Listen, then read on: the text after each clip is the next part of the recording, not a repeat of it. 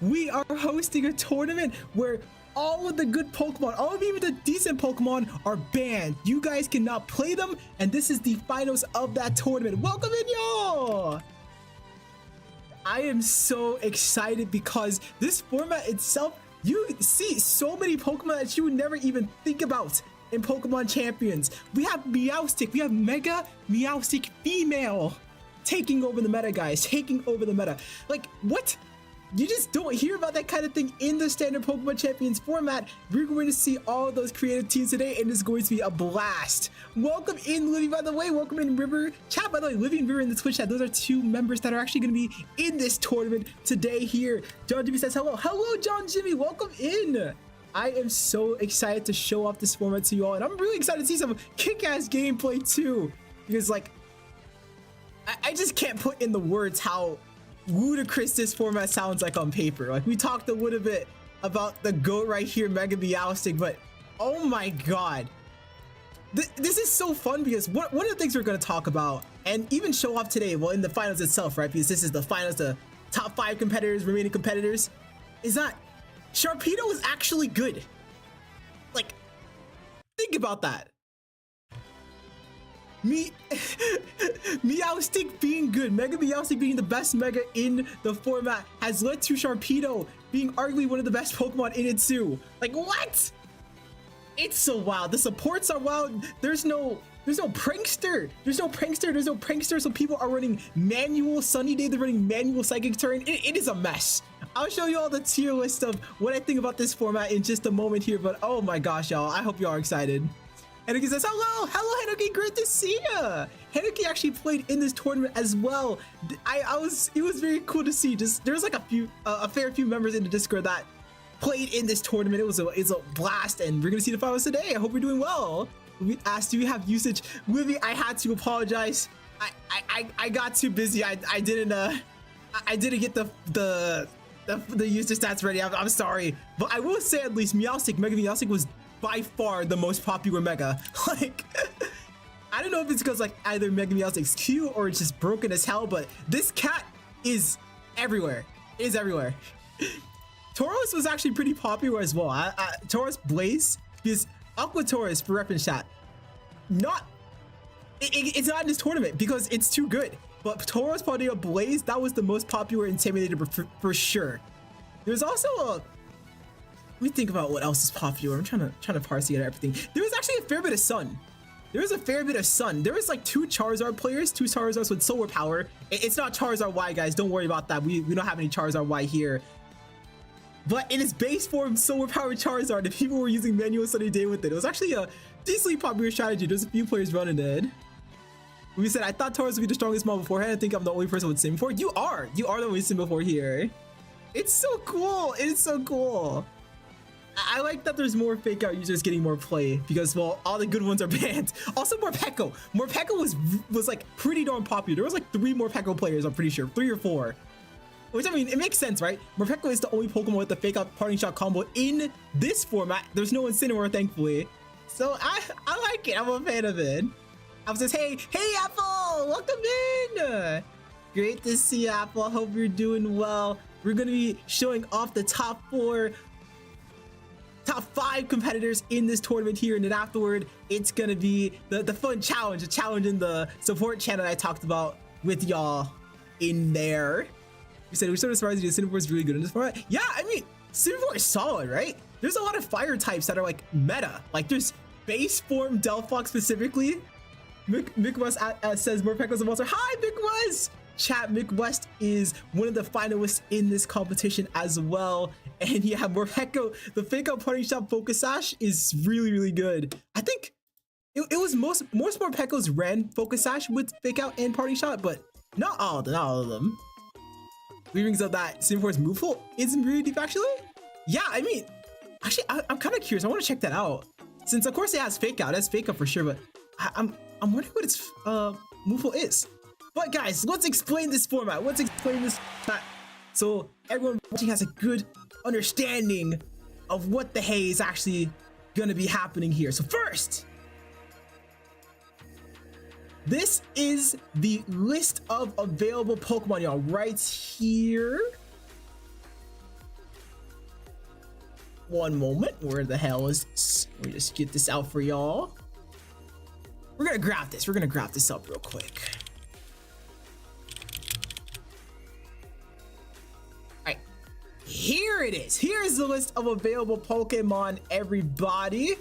We see that, just first impressions, right? Not that many, but what you'll also notice is that many of the Pokemon here aren't good. In fact, all of them are arguably bad in many cases. But I mean, it's a never used cup format for a reason, right?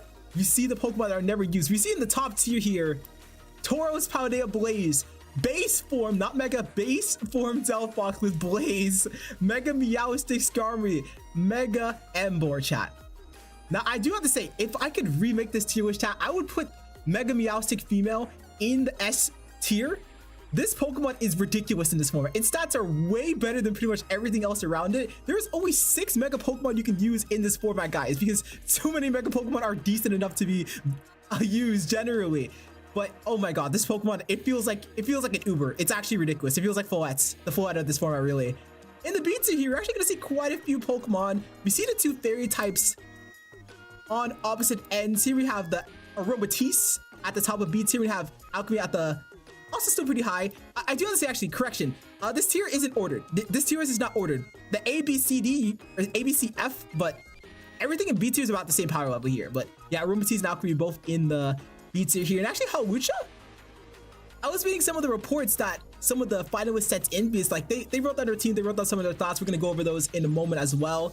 Like what they were thinking would be strong, and a lot of mentions were about how Hawlucha were made, which makes sense. Hawlucha in this kind of format, when so many of the good fighting types are just gone, erased, pretty darn good.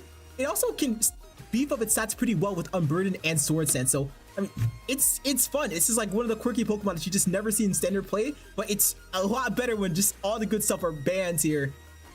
Is this good on to see the C tier? There's actually one Pokemon that I underrated personally. We see Leafeon here. Leafeon about in the center of the screen right here. Let me just see if I can do this for y'all real quick. I'm gonna just draw. Get it. Oh, that's not Leafeon. Yeah, right here, Leafeon, guys. You see it right there? This Pokemon actually underrated quite a bit. The second seed competitor in this format, Mick West, was rocking Leafeon, and actually Leafeon with Manual Sun. And the thing about, if you don't know what Manual Sun is, right? Usually you have a Pokemon with droughts, like a Torkoal, a Charizard Y to set up your Sun. But there's no Torkoal, there's no Charizard. They're too good for this format, so people are using Sunny Day instead. But the thing is that they're not using Prankster. This is not Prankster Sunny Day, chat. It's not that, because Prankster is banned. All the Pokemon with Prankster, they're too good. They're already too good. You can't even use base. You can't even use male Meowstic. You have to use Meowstic female. But people are using Manual Sunny Day with Leafeon, and using its core field to actually get pretty scary speed and damage output out. It's very, very cool. River Notes Mega Absol, my beloved. Yes, River is actually, funnily enough, chat, running a mono dark type team. So only dark type Pokemon on her team, and they're all bad Pokemon. So she basically put 2 challenges on herself for this. But I mean, she's in the finals, so clearly she's doing something right, you know? But yeah, she's rocking Mega Absol, using the speed and power of that Pokemon to break some holes in the opponent's formation. And now that we explained a bit of the format here, Absolutely Simulations might go. Yeah, all the elemental monkeys are, you know, they're decent enough in this format, I would say. Like, you can't really go wrong with either of them. I have Simipour here in the second highest tier, you know, for a reason. Like, you know, good water monk. Okay. Time. Chat, it's time. We gotta break down our first 2 competitors for this chat. Our first 2 competitors. First off, Madeline.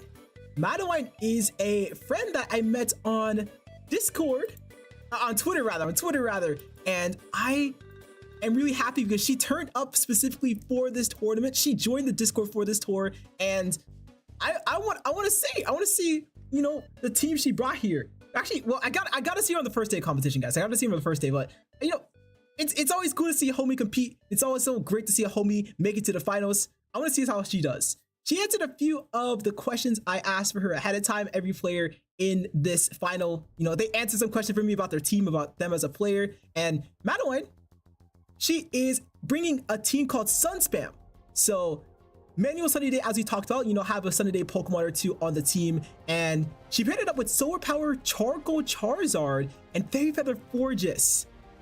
And she's trying to get the Forges set up with their Calm Minds and also Charizard in the Sun. Solar Power Charcoal Charizard is actually really powerful.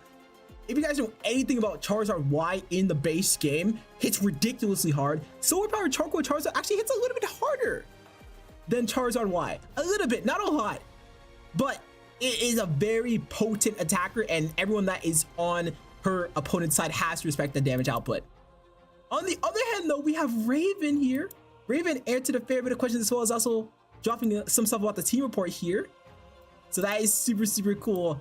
Raven got into competitive Pokemon from, you know, actually working for quite a while, checking out some of the more casual stuff like Nuzlocke, for example. Nuzlocke are very, very cool. And Champions was actually Raven's debut. That's when they decided to go, you know what, I want to play competitive. And, you know, here Raven is now. Here Raven is now. Raven actually found out about the tournament through their girlfriend, which is super, super cool.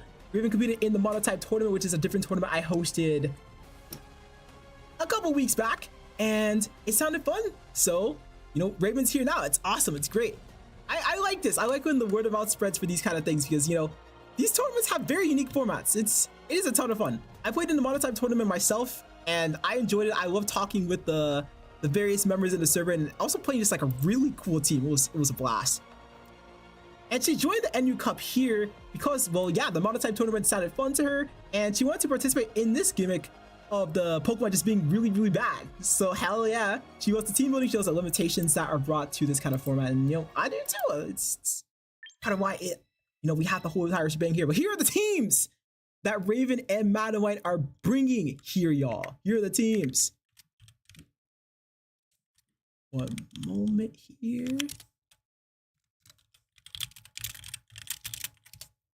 Perfect, perfect. All right, but yeah, he wrong teams. Ah, no. Oh, wait. Oh, I see what happened. Hang on a second. I'm very happy you said that, because there we go. Those are the proper teams. My bad, y'all. My bad. That's an oopsie on my end. Raven here rocking the Charizard, Solar Power Charizard with the Mega Meowstic, as we talked about. Mega Meowstic, the GOAT Mega Pokemon of this format. Actually pairing it up with Forges, which is pretty darn cool. Forges is an extremely specially taky Pokemon, guys. If you guys can, you know, see there a little bit, 154 base special defense. 154, that's ridiculous. That's a super, super high amounts here. Pairing that up with the Victory Bell so that when the sun is set up, you have the Fast Sleep Powder. Very similar to Venusaur in the base form, in, like, you know, standard Pokemon champions here. And Tyranitar with the Choice Scarf is actually a very, very good Pokemon. I've seen Tyranitar with Choice Scarf put a lot of pressure on the opponents. Choice Scarf in general in this format is so good because there's no good Tailwind Pokemon. On the other hand, here we have Madawine with that Sun Spam team as discussed before. Also rocking the Meowstic plus Forges duo. You know, you have the super tanky Fairy type and just a very, very, very powerful Psychic type here. But chat, it's time for game one, everyone. It's time for the first game of this tournament here. We're going to see the Tauros and Meowstic from Madawine as Raven opts for that Charizard Y and Forges here. Very, very cool. I do believe the Forges on Raven's end has Sunny Day. I just want to triple check on that, but looks pretty good here. We're pressuring with Fake Outs, and we also have the Intimidate, but the Intimidate not going to be that valuable facing down two special attackers here. We're very likely going to see a Mega Evolution plus Fake Out here, but Tauros, a bit out of position, honestly. I wouldn't be surprised if we see a switch or two from them. Charizard, though, will swap out from Raven for Tyranitar. Tyranitar going to hit the field, pressuring pretty much both of the Pokemon here with very, very, very potent damage. The Head Smash should actually be a 1-hit KO on the opposing Mega Meowstic on this following turn. Mega Meowstic going to evolve herself, though. Going to trace Flower Veil, which is kind of cute, but not really going to do too much for us. Side Shock goes into the Forges, taking advantage. Forges have a slightly lower physical defense, but as you see there, it eats that up just fine. Rock Slide will happen here from the Tauros. Also, chipping down Forges pretty quickly. You know, our tank for the team has lost a lot of health before he can even call mine, which is quite scary. we'll be able to get a Calm Mind. And we are pressuring this Mega Meowstic with a one-hit knockout with the Head Smash here. Something a little bit scary though is that Head Smash has that 80% accuracy, so it's not going to be the most reliable move for us here.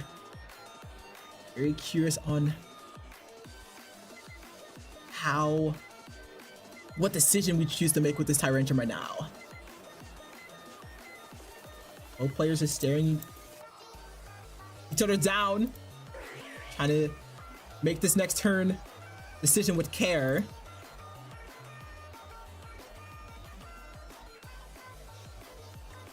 Right here. Oh, let's say our Psyshock is hitting really hard. We do have to respect this Tyrantrum though, because our Meowstic here on Madeline's side does not have Protect. Oh, we're just gonna Head Smash! We're gonna Head Smash! Head Smash connected to the Mega Meowstic! And that's gonna... Oh, it lives! It lives and it pressures Tyrantrum back with an warning voice that almost gets a knockout, but not quite.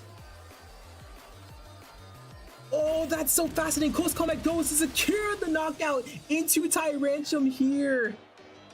Oh, there's a good chance that Madeline has at least a little bit of defensive investment in this Meowstic. Either that or just not the best roll on this Tyrantrum Head Smash. It's so important for Tyrantrum to get that one-hit knockout on a Pokemon like Meowstic. And here we see the Moonblast go into the Taurus. We do get the one-hit knockout there. But this is still quite scary for us because Mega Meowstic will be moving before that Meowstic, before that Forge strikes and pressures it with a ton of damage. It is worth noting though, the leftovers have healed us out of any direct knockout pressure from the Meowstic, but of course a double up could happen here.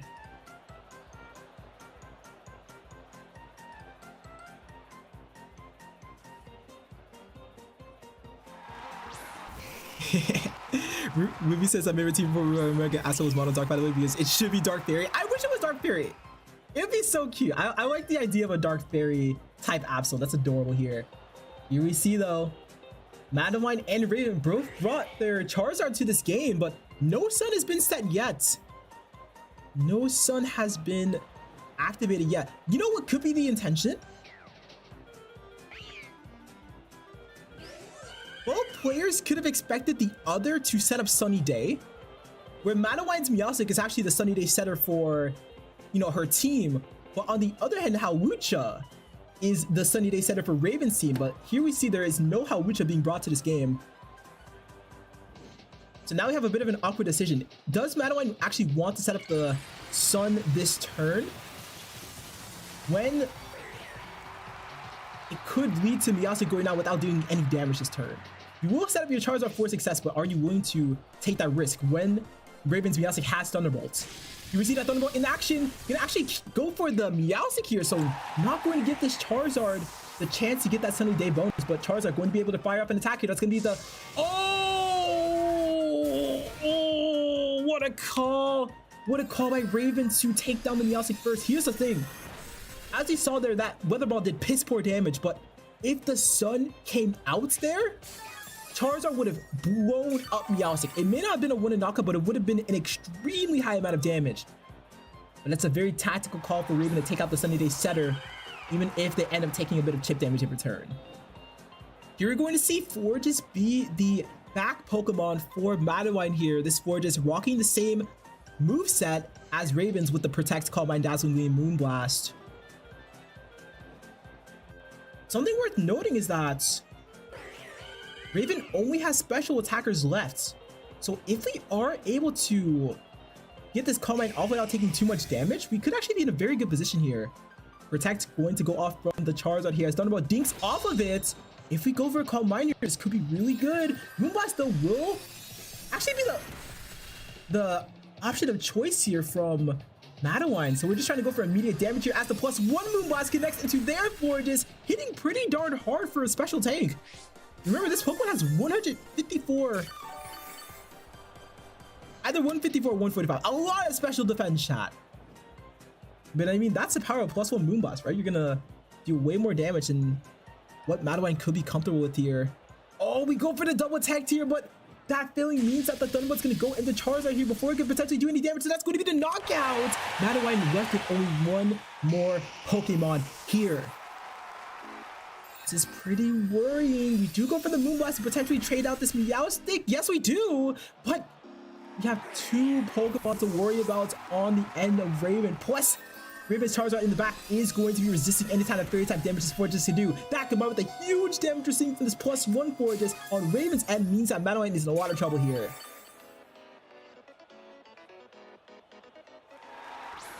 See Charizard immediately hit the field here, pressuring Madeline with an overheat. Something worth noting actually is that Raven's Charizard is the one with overheat, while Madeline only has the Healing as the most powerful fire stab move. But here we see the first game go to Raven.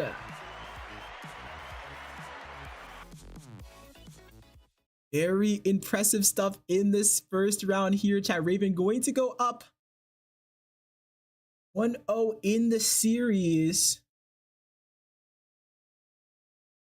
I have to say the most pivotal turn here was the one where Raven's Meowstic went for that KO into Madeline's Meowstic, stopping it from going for that Sunny Day. If Madeline got off that Sunny Day, it could have been a very different endgame, as the Charizard would have gotten that Sun boosted Weather Ball and Solar Power boosted and Charcoal boosted Solar Weather Ball into Raven's Meowstic.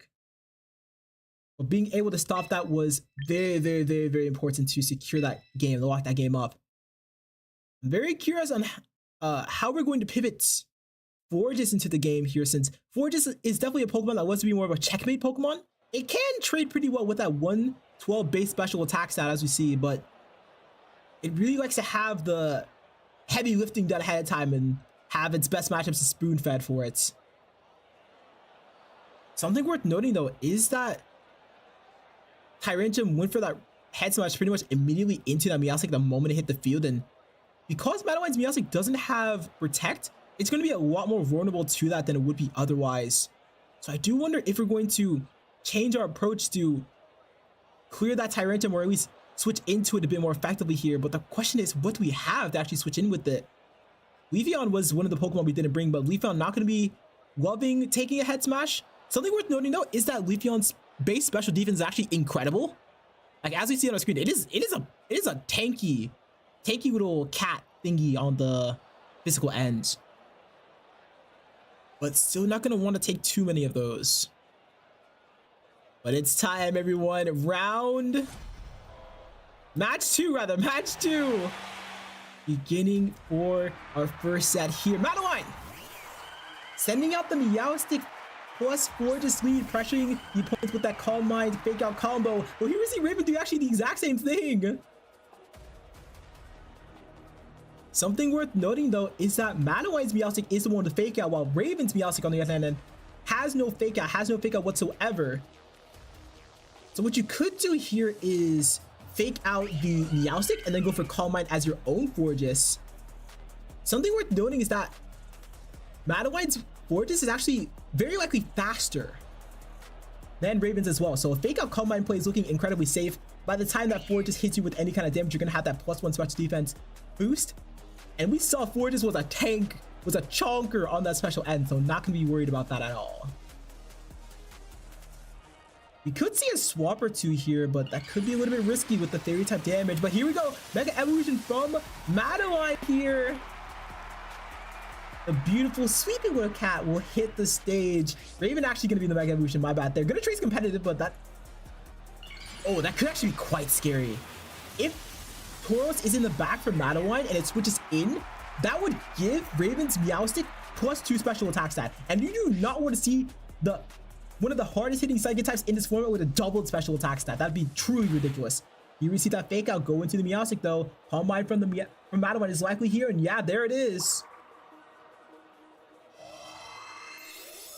Going to get more powerful on that special attacking end and more tanky as well. As Dazzling Beam goes off, not gonna do the damage we want though for this turn. I honestly would have preferred us to max the Calm Minds here.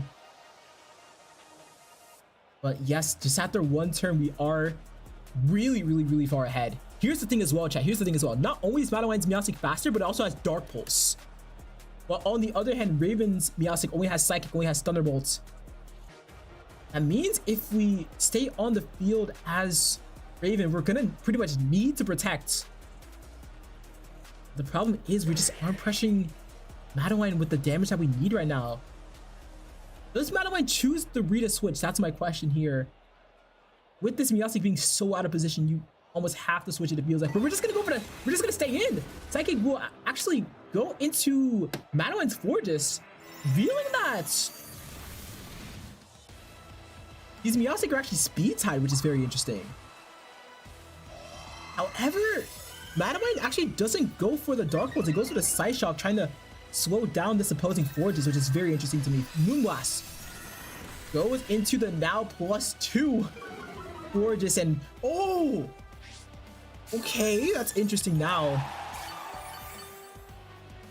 Moonblast itself did not do that much damage, but we did see that special attack drop. Granted, the Fortress on Madeline's end still +2, so we're gonna have a net higher special attack than we would otherwise, but Madeline, I would still definitely say is in the driver's seat here. We're just now going to withdraw for that Tyrantrum. This could be extremely scary if we walked in a Moonblast or a Dazzling Gleam this turn, but Warrior's actually going to go into the Meowstic slot here, predicting a switch on that end, but we see that is not the case. Nasty Pot is actually going to be the play from Raven here. If we didn't go for a Fairy type move, we go for the +2 Dazzling Gleam, though. The +2 Dazzling Gleam, getting vast damage in the Meowstic, but most importantly, taking down that Tyrantrum.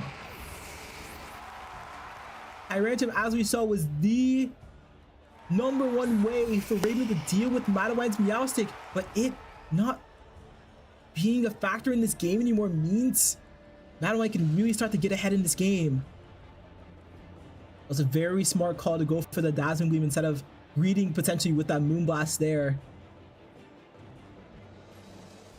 Something worth noting is that Madeline's Meowstic doesn't have Thunderbolt, so Charizard more likely to stay on the field for just a hair longer. The problem is though, there's no Sunny Day for this Charizard to work with.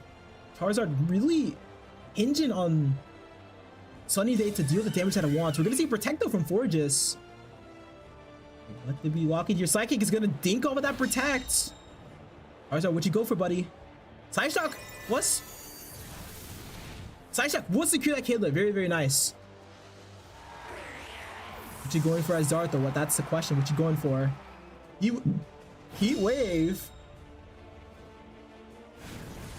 Gonna connect on Meowstic here, doing a fair bit of damage, but yeah, we're just gonna see the forfeit there. We're just gonna see the forfeit there. Madeline taking that game and sending us to a game 3 situation. Can you believe it, y'all? First set of the day, very first set of the day, and we're already at a game 3. These players clearly pulling no punches, doing everything they can to make this final one that we remember. Something pretty interesting is the difference in leads there. We saw the Fake Out was Called Calm would be very awkward for Raven to stop in that game. That does make me wonder, how are we going to play around it for this one? Something we didn't see at all this set so far though is that Victory Bell. But the problem with Victory Bell, chat, is that it is a poison type here, and it's not a poison type rocking the focus sash, it's a poison type rocking the wide lens. So if we choose to bring Victory Bell here, that Meowstic is going to blanket with Psyshock near immediately. Deep Powder is definitely something we would want against a setup team, but it's going to be way too risky to bring here unless we can clear out the Meowstic early.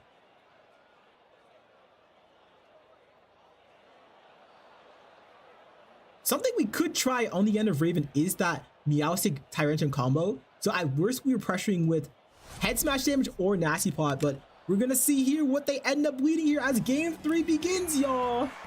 Madeline sending out the same lead here of that Meowstic plus Forges duo. Wow, Raven's gonna send out the Charizard and the Forges here. Very, very interesting. Charizard going to be hinging on Madeline's Meowstic setting up the Sunny Day, but I doubt you're going to do that now. Something worth noting though is that we do have the Charcoal Overheats. Chocolate Overheat will hit this Meowstic for a lot of damage, even if there is no sun, but of course, we're further out of here. Charizard, they're gonna swap actually. Gonna swap for the Tyrantrum. We saw how much damage the Head Smash would do into Madewine's Meowstic in that first game. We're trying to create that dream scenario once again. That Mega Evolution. What do we walk in? Fake out is very, very likely, but who are we fake outing? The Trace Rockhead here, not too relevant, but Fake out gonna go into the Fortress, meaning that they will not be able to set up Calm Mind this turn, while on the other hand, Madewine's Calm Mind will go off. New Fortress in a pretty darn snazzy position.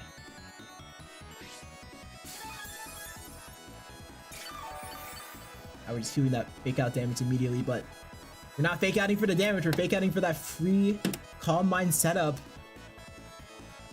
Oh.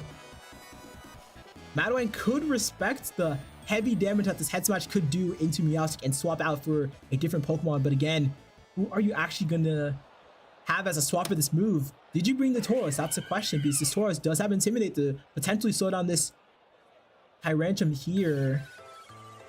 We're gonna have to make the call. Meowstic will withdraw.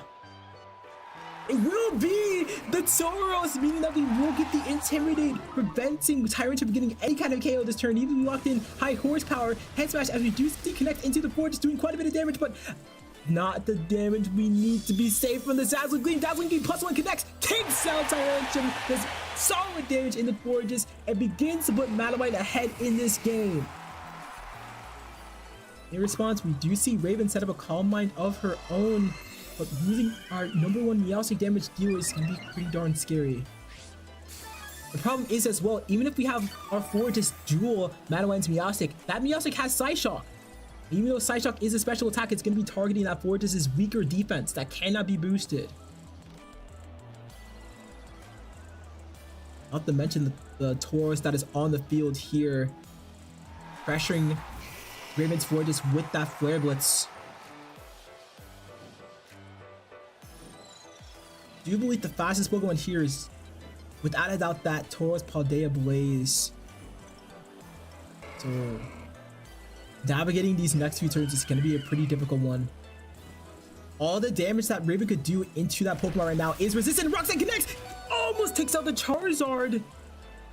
Oh, flinches are incredibly scary right now. There's a flinch! That's a flinch! That's a flinch! The Charizard flinched! Even if it survived on 1 HP, that's not what we're gonna want to see. If you're a Raven fan, Dazzling Beam connecting for pretty darn good damage because we're +1, but we're already so far behind now. We do very likely have our Mega Meowstic waiting in the wings, but a Meowstic is gonna want a clearer path to fly.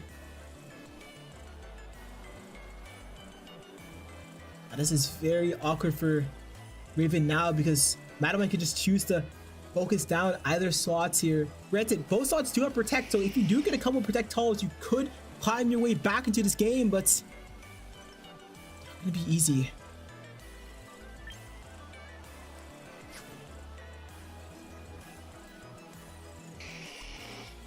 It's gonna be all about the Protect Calls for this game. Really, this turn, this is one of the most pivotal turns in the game. Rock Slide! Gonna go for the greedier Rock Slide, but it's gonna whip Charizard here. This will chip down the Fortress though. This is gonna come down to whose Fortress is faster between Madewine and Ravens. Charizard's gonna Heat Wave first before anything though.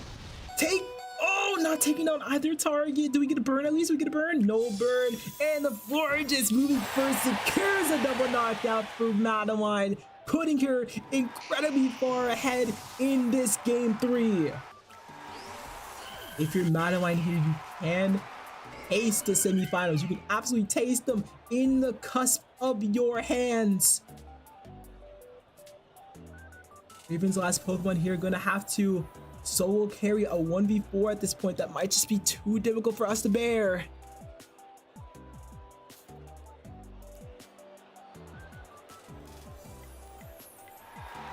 Yes, it is indeed that Meowstic. Meowstic going to be on a fresh 100% HP, but again, how are we going to close this game, really? How are we going to clutch this game? Granted, right?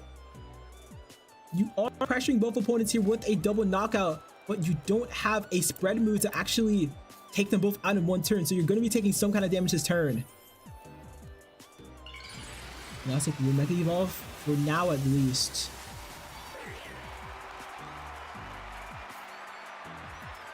If we can pull this off, we're an incredible, outstanding player. Just how do we do it? Psychic will at least connect into Tauros, taking it out. Before this is yet the move, and it's going to be pressuring Raven's Meowstic here with pretty hefty damage. Now there's that Moonblast. That's a lot. 76% here. As Madeline's Meowstic herself hits the field.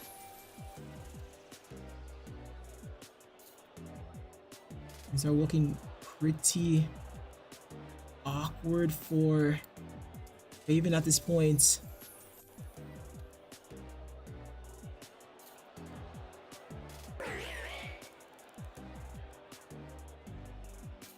Here's that fake out though. Fake out gonna slow down Meowstic from even moving here.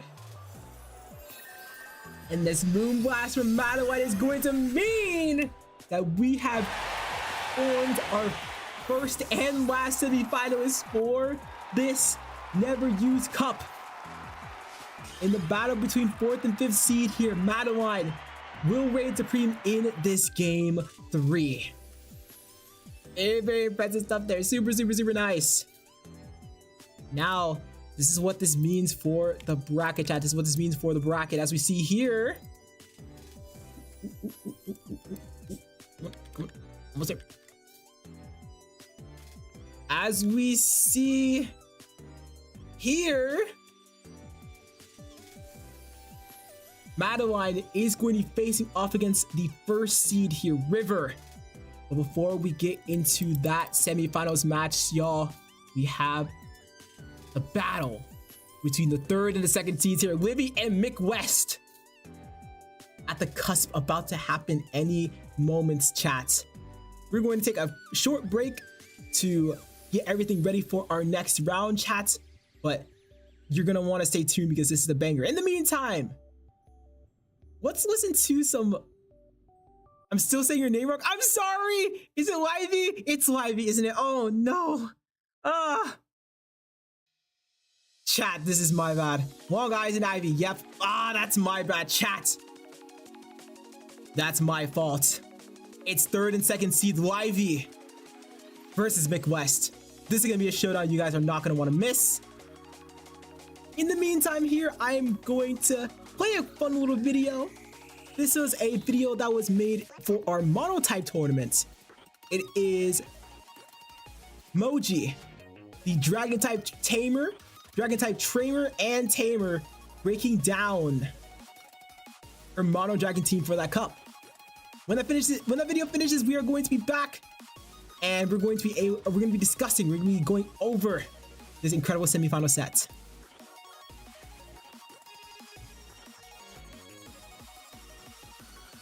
So I got into competitive Pokemon actually because of the Indigo Disc DLC for Scarlet and Violet.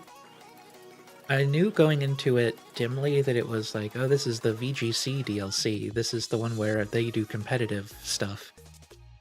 And I went into it and lost miserably because I have played every generation the exact same way as I did when I was playing Gen 1 on my Game Boy as a little kid. Which is hyper casual, pick 6 Pokemon that I like, 4 attacking moves, all stab. And Indigo Disc eat me up. I remember it took me like over a day to beat Crispin. I got grumpy about it. I was like, okay, I'm gonna sit down and learn how to play the game now. I didn't go straight to like learning about teams, but I just learned like, oh, abilities matter. Maybe sometimes you should use moves that don't do damage. And I had a lot of fun with it, obviously. I got through the DLC, was just desperate for more. Eventually stumbled onto, we have a pretty good local VGC scene where I live. They turned me on to like the Cybertron videos and DonutsVGC and all those other big YouTubers. They do such a good job of recapping the history and making everything all exciting and cool.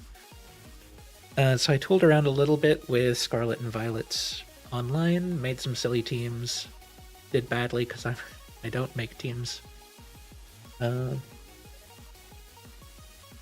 yeah, it just has become one of my favorite games. I like competitive gaming just in general, so once I understood how Pokemon worked, it was pretty quick for me to get into it. I found out about DonutsVGC through the Hatteran series Limitless tournaments. They are a inclusive group that does tournaments for women, female presenting individuals to sort of make it a bit friendlier. It can be a little spooky sometimes going into competitive spaces online. Some of those places have their reputations for a reason. So I entered a couple of those tournaments, and just somewhere in there, Donuts was talking about doing some fun events, just some like practice sessions. Got into that Discord, and I've just kind of been hanging around, and now there's been cool fun events like this Monotype Gym Leader thing. I joined the Monotype tournament largely because of branding. I think if it was just called a Monotype tournament, I would have said, that sounds really cool. You guys have fun. But it was pitched more as a like, let's all be gym leaders. And I was like, oh, that's fun. I'll be a dragon gym leader. I'll pick 6 dragons and lose to 6-year-olds. Yeah, I think there's a lot of the fun stuff just needs a little bit of a spin to be more fun. Because I'm not a great team builder. I don't really play the game for team building personally. So if I was just told, hey, it's a team building challenge, I'd probably have just backed out of it. But when it's like, hey, the challenge is you can play 6 dragons, and everyone else will be playing 6 of the same thing, so it's kind of fair. Like, oh, okay, I'll play that. My team on the first day, my team on the second day are both functionally the same team. I have a brand to adhere to. I'm not leaving my dragons behind. And I actually found a core of 4 that works pretty well. It's a Mega Dragonite, Noivern, Garchomp, Hisuian Gudra core. And then the other 2 are kind of just flex spots that don't really matter. They're just there to cover some really unfortunate matchups that the other 4 have. The team's very linear. You tend to you send out your Noivern and your Garchomp. Noivern Dragon Cheers the Garchomp, who now has a 100% crit chance. Garchomp just starts kicking butt and taking names left and right. Whatever's left, Dragonite sweeps up. Whatever's left after that, Gudra refuses to get knocked out by. It works shockingly well. I've been trialing it out on just the ladder, and it works remarkably well even there. I hesitantly say it's actually worth trying out if you like silly fun teams.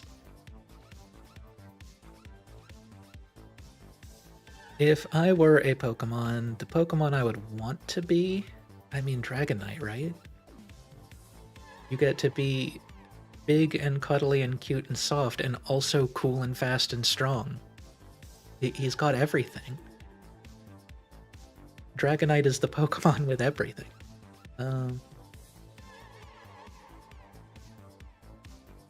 That's probably the whole answer. I'm trying to think, like, is there some cute, like, extra answer? No, it's Dragonite. Dragonite's the best Pokemon. Easy.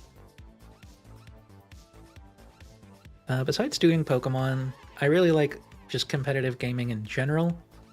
I do a lot of trading card games. I do a lot of raiding, specifically Final Fantasy XIV.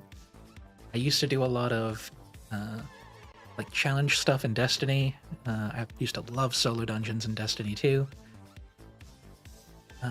All kinds of stuff. I will always find some kind of game to try too hard at. Outside of gaming, I'm really big on music. I can look to my left and see just a rack of like 8 guitars and basses. I am very lucky to work in music and kind of be surrounded by it most days. It's probably my greatest actual passion, but my free time is games, and that's what we're here for.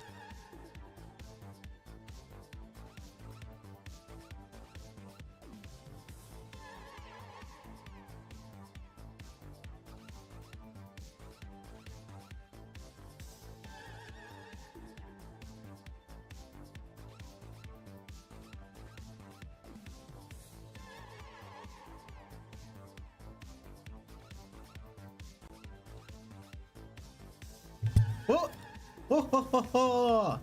All right, we are back.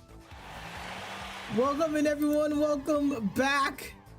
We have a very, very, very fun set ahead of us. The first semifinals is going to be happening shortly here. I want to show you all something pretty cool. Something pretty cool that both of our players here did between Mick West and between Livey here. Both of them sent in pretty cool interview questions here. We're gonna get to learn about both of these players as their set begins shortly here. So first of all, Livey. When it comes to getting into competitive Pokemon, Livey actually got into shiny hunting first and then discovered Wolfie and enjoyed his stuff. And then after discovering Wolfie, Livey chose to just dive on into the competitive space. I mean, totally bad, right? Wolfie's content, incredible. She found a good role model, a good goat. And two, she actually found out about my server and this tournament through the Cloverfield Discord server announcement, which is super, super cool to see. She joined the Monotype Cup before, which is the tournament I hosted before, and it was really, really fun for her. She was bound to join the next one after that, which I love to hear that. Totally love to hear that. For Livey's team for this tournament, her team actually started with the idea of Perish Trap, which is really interesting, but instead of using Shadow Tag, she decided to use Decidueye's signature move, Spirit Shackle, I believe, to trap enemies in instead. Altaria was her Perish user, and she also has Tailwind on it. And then she puts Absol Mega on the team because Dark Fairy is a gold typing, which, you know, I mean, noted before, she realized in post that Absol Mega is just pure dark. But, you know, she then decided simply for the fake out installed combo to help Mega Absol set up a Sword Stance and then sweep. From there, she added Valkyrie Alchemy to the team and also Taurus Paldea Blaze for the Intimidate to round out the core. I mean, that's a solid team, right? You got a lot of setup twos. You got the Sword Stance, you got the Decorate. Both of those are pretty gnarly combos there. You also have Sword Mode with Perish Chop, which is extremely interesting. I have not seen any team rock Perish, but I am very, very curious to see how that plays against the team that Mick West is bringing here. For a favorite gym leader, Livey's favorite gym leader is actually Valerie from what? Valerie, that's a fairy type gym leader from Kalos. Valerie is actually, wait, no, who is Valerie? Hang on a second, chat. I'm pulling this up. I'm making sure that I get this correct. Yes, Valerie is the fairy type gym leader of Kalos, an extremely pretty one at that. So pretty, really cool. And her favorite food is actually the French dip sandwich, which I haven't tried before. I mean, that sounds pretty good. French dip sandwich. That doesn't sound too bad. That sounds pretty darn delicious if I had to say so myself. I don't know why I turned to the Kermit the Frog for this one, but but now that we got to learn a fair bit about Livey here, let's take a look at some pretty cool things about Mick West as well. Mick West actually made a whole entire document, you know, going over the team and also some of her responses to the questions that I asked for her. But first, Mick West decided to join in the Never Used Cup because she thought that only being able to choose from a handful of bad Pokemon sounded very fun and interesting. And she was actually pretty curious as to what teams people would cook up, which, I mean, yeah, that is one of the biggest allures of this, right? You're gonna see team comps that you've never even conceived of before in this tournament. That's super, super, super unique, and I have been loving it so far. She chose to bring a team to this tournament called Pseudo Sun, which is a team that has Pokemon that can take advantage of Sun, but Sun itself is actually mandatory to the team's success, which is a pretty solid idea. We actually saw Sun mode before in the previous round that Victory Bell was Charizard core that Raven brought, so it's super cool to see another Sun team here. Mick West's favorite gym leader is Grusha because of his design. His design is so fucking cute, which, I mean, that's valid. Grusha is very, very attractive gym leader, you know, understandable. And for her favorite food, she actually wants food in general. And just to list a few on top of her head: soup, stews, pizza, burgers, pasta. You know, that's like the whole shebang, right? I mean, I want those foods too. That's totally valid. Food is yummy as fuck no matter what. All right, but let's break down a bit about the teams before we get into the first round here. I am super interested to see how both of these teams match up into one another here.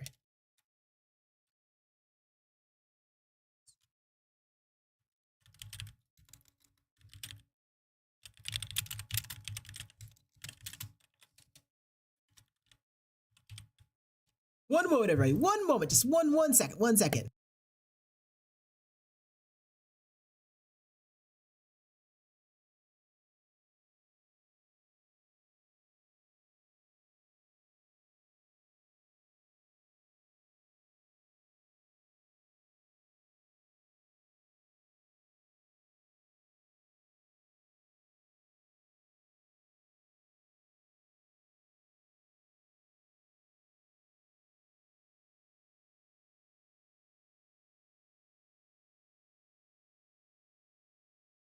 All right, we are back. We're back.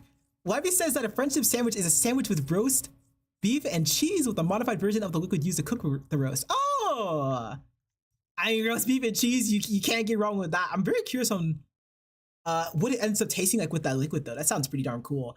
But McWest's team here, something worth noting about McWest is actually that this team got 3 straight wins in a row in Swiss. So very impressive stuff.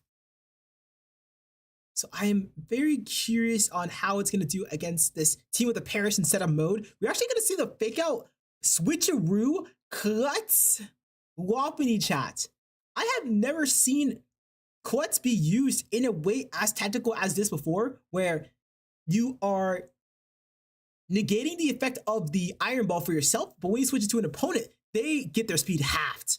So that can be extremely disruptive for faster sweepers like, you know, for example, the Taurus by the Ablaze that we see on the YB side here. Same thing with, well, you can't really switcheroo a Absol here, but it's still very interesting. Very interesting call. And we're going to see that Sun mode with the Sunny Day Wapiti, also Sunny Day Ariados with the Leafeon and Houndoom as modes here. Houndoom with Under the Sun is going to be doing quite a bit of damage, even if it doesn't have that solar power. And Leafeon, with that doubled speed and potentially doubled attack from a Sword Stance, is super potent as well. You're going to see the Miastic up here once again. If you haven't realized at this point, if you've been, you know, seeing the previous match of this one so far, Miastic is the most played Mega Pokemon in this format. It is truly ridiculous. As it turns out, when you ban almost anything and everything good, Miastic begins to rear her beautiful head way more often. We're gonna see the Parish and setup team on Livy's end though. Something very interesting is that fake out decorate combo, right? Simipour as a Pokemon, not gonna be too threatening offensively, but if you double its special attack, it's gonna be hitting all of a sudden a lot harder. But I wouldn't be surprised if you're trying to decorate Pokemon like the Absol or the Decidueye more often. But here we go, everyone! Here is the first game of the semifinals, guys. First game of the semifinals here. We're gonna see the Absol plus Taurus lead as Miastic and Wapiti at the field here. We got the little bunny. I like the bunny name, but look at that! Before we've even began a single turn, Azure, aka McWest, will get a huge advantage by leading this competitive Miastic into this Taurus from Livy, doubling its special attack. Now, the main competitive user you see in this format, everyone, is Milotic. But now that Milotic and all the good Pokemon are banned, the best competitive Pokemon is a sweeper. You do not want to see one of the fastest Pokemon in the format give this instant double special attack like this. Sweeper going to hit the field to potentially slow down this Miastic the following turn with that fake out, but that's assuming that this Miastic just doesn't go ballistic right now. It says, bunny, Dewey. I agree. Alright, Wapiti. Very likely going to go for a fake out here as Miastic gets quite aggressive. Absol though, going to Mega Evolve first. It's worth noting that Absol is pressuring this Miastic with a one-hit knockout. But Miastic also doing the same response, or in return with that alluring voice. That kid gonna go into the Singapore. I does take it thanks to the focus sash, but ooh. I mean, this is showing the scariness behind a Meowstic that's hitting just this darn hard.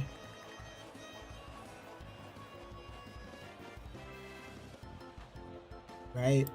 We have a pretty awkward turn for us here. Something worth noting is that Midwest Meowstic does have Protect, as we see here, and there's no real way to punish this Protect. They kind of just...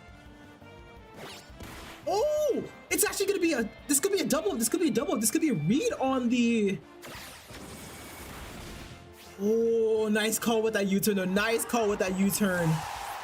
You see there that Livy did expect the Protect from Meowstic, as Singapore did not go for the fake out into that slot, but the U-turn going off before Singapore can act means that Midwest is going to be hitting this field with a lot of momentum. Livy now has the knowledge that Ariados is on the field and is actually going to go the Altaria here. Altaria does bring this team a Perish Song user as well as a Tailwind Pokemon. This is just so awkward though. There's a very real chance that Altaria just gets blown up before it can go for anything here, but let's see. Oh, it's going to go into the Absol. Oh, actually goes into the Altaria here. Altaria though, takes that actually very fucking well. Oh my god. I am impressed. I'm extremely impressed here. Knockoff. Gonna break the focus sash on Ariados, but it doesn't mind that too much here as the Tailwind goes off. Extreme amounts of bulk being revealed from this Altaria here. As we saw it survived that super effective Alluring Voice. Something worth noting though is that this Altaria has a Calm Nature, so it is designed to tank special attacks a lot better than the standard one, but you might be wishing you Alluring Voiced that Absol this turn rather than the Altaria at this point. It's still mostly okay though, because we have the Rage Powder from Ariados to protect us for one turn, but it's not gonna be up to Livy to determine how she plays around this here. Swords Dance will go off. Ooh, this is pretty greedy, honestly. I'm a little bit scared. We're gonna go for the Perish Song. We're leaving our Absol open to just getting blown up this turn by the Alluring Voice. And yeah, there it is. The Alluring Voice is gonna go off before we do what we need to do. That's gonna be a knockout into the Mega Pokemon. Livy going to be down to 2 Pokemon and no way to switch off of Altaria's own Perish here. This is getting really difficult really quickly.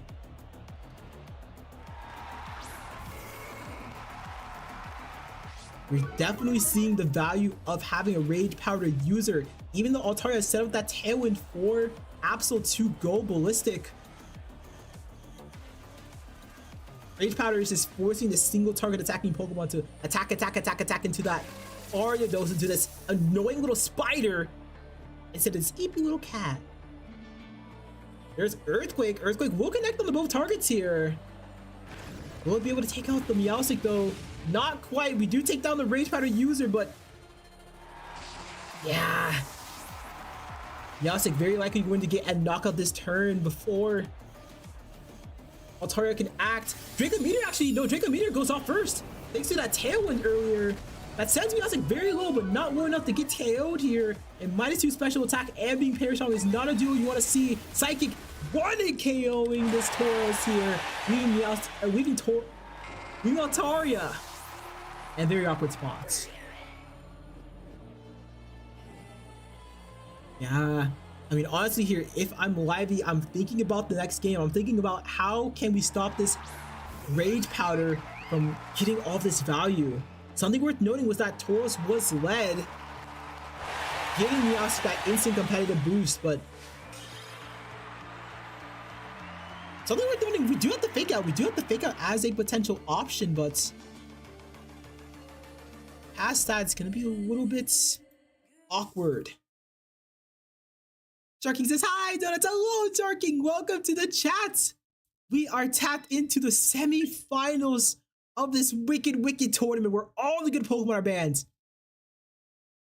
We're seeing some never before seen picks here with the Simipour, with the Mega Meowstic, with the Mega Absol matchup. This is some Forsaken territory, chat. Forsaken territory for sure. Hope you're doing well. I hope you're doing just well. Rowan says, I'm late to the party, but I'm here now. Hello. Hello, Rowan. Welcome in. Great to see you as well. As we talked about, we are, in the semifinals where we're seeing some very spicy games right out of the gates. I hope you're doing well. Hope you're having a great evening. Great evening. Like it says, very swell for the most part. I feel that. I'm glad you're mostly doing swell, Sometimes more negative days can happen. You're totally fair, totally valid. I just hope, the stream makes your day a little bit better. Here we go, guys. It's going to be time for game 2 in the semifinal set. Livy hitting the field with Absol plus Simipour down. We're pressuring the opponents with that fake out Sword Sands combo. But something worth noting is that this Lopunny is faster than this Simipour. That means that both of the out of the 2 fake out users here, Lopunny is going to be the one with the slight advantage. Something we could go for here, if we want, is fake out into that Simipour and then a Whirring Voice into the Absol slot, forcing the Absol to either detect or switch out for this turn. We could even double into the Simipour slot if we are predicting that detect. Yeah, Absol force a swap here. Who's it going to be? We have Altaria hitting the field, so this slot is still weak to Fairy. It is still weak to Fairy, but something that could be the case here is that our back Pokemon could be Tauros and Altaria. And if our back Pokemon are Tauros and Altaria, we just have to send in another Fairy weakness here. Because we just cannot give this cat another competitive boost like that. Yep, there it is. There's fake out into that Simipour, slowing it down. And we do go for a Whirring Voice. That's going to be a decent bit of damage to Altaria here. But Altaria, with that Calm Nature, going to take it pretty decently.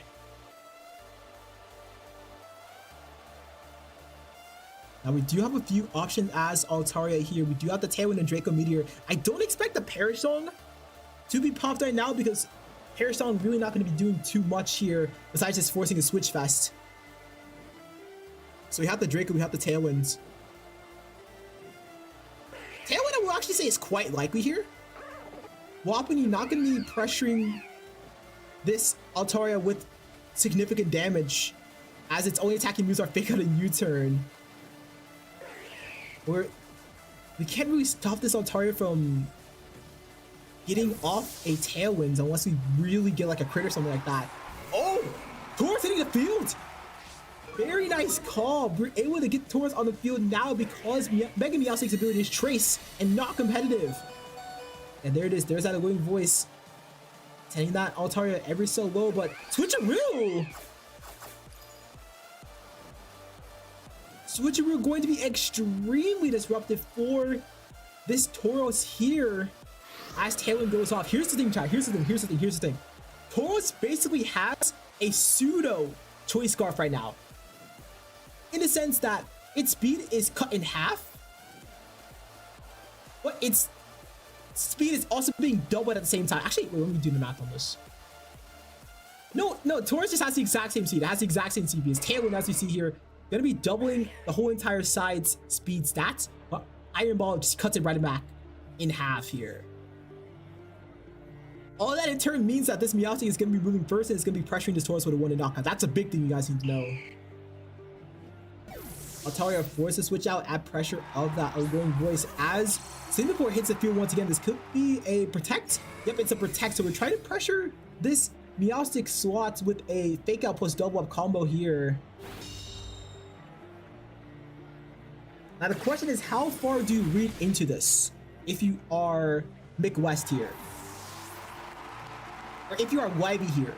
Because you have Fake Out plus Flare Bits as a play into your Meowstic that will take it out, you're inclined to Protect. Oh, actually, maybe you're not so worried about this because you can just Protect this turn. Ariados does have the Rage Powder, but it's also carrying that Protect itself. So Protect, very safe play to make. You can't really punish that if you're Livy right now. Now your Tauros is very out of position because that Rage Powder Psychic Pin is just so difficult to deal with. We're trying to taunt actually the Ariados, which is pretty interesting. But yeah, again, Tech gonna be pretty deadly here. Something worth noting though is that if you don't get the knockout on Simipour here with your Psychic, Simipour can end up taunting the Ariados, but actually we're gonna read into that by swapping out Ariados for Lopunny. Lopunny not gonna mind that taunt whatsoever, but we actually read that with the Icy Winds. Wivey expecting to switch to going for the speed control move instead, and that's gonna be fire, but instead of Megameowstic hitting for huge damage here to securing that knockout.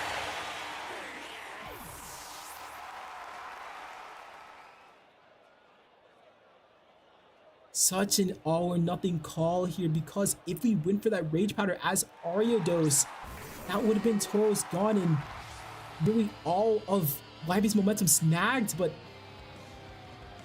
now that Wivey got that call correct, she is well ahead in this game, honestly. You don't have very many techs for this Mega Absol. Especially now that the Houndoom itself is now pressuring that Absol with super effective damage. Akon gonna go into the Simipour here as Scorching Sands goes up, but what a read! What a read! Altaria switching into the Scorching Sands ground type special attack, meaning that it's not gonna take a lick of damage here. Now that Tailwind is over, Altaria is pressuring Mick West with a second Tailwind this game. That could be huge. There's a swap. I was Crazy One's gonna hit the field here. There's Scald. Not doing as much damage as we would like. It's Sunny Day. Sunny Day actually could make this game a lot more interesting. We're gonna trade that with Tailwind though. This is very awkward, I would say. Houndoom is getting pressured with Simipour's Skull for super effective damage, but of course that damage is going to be lessened due to the Sunny Day. And Azure does have two Pokemon out here, the Lopunny, the Ariados, that could technically hit that Simipour, but really they're not going to be doing the damage that you want into that slot. Ariados only has Lunge and it's not trained in offense at all, while Lopunny, on the other hand, has pretty much U-turn at this point, so not going to be doing what we want. Taunt's going to go into the Ariados, preventing it from going for any sort of Rage Powders this following turn, as U-turn connects for, again, not that much damage.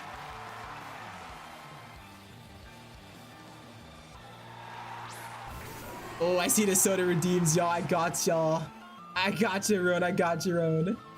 Viridance says, no, what are we? Hey, great to see you, Viridance. We're in the midst of a very interesting semifinals match here. Wivey made an incredible call just a couple turns back to claw her way back to this game, but Mick West actually give me the one on back foot at this point. Houndoom gonna double out here, getting Lopunny back on the field. Ariados pretty much forced to go for a lunge at this point, as the Tauros actually swaps once again for the Altaria. We're playing this pretty defensively, but the Scald actually, oh, that's such a cool call. That's such a cool call. I love that call. Crown 9, making it so the sun is pretty much non-existent right now. So even though technically sun decreases the power of Simipour's Scald, it does not, as long as this Cloud 9 having Altaria is on the field itself. This is an extremely tactical call from Wivey here, playing this mid-game beautifully.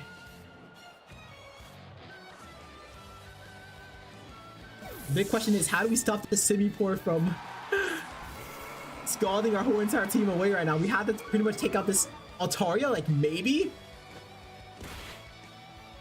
We're focusing down the Simipour first. Parasol gonna go off!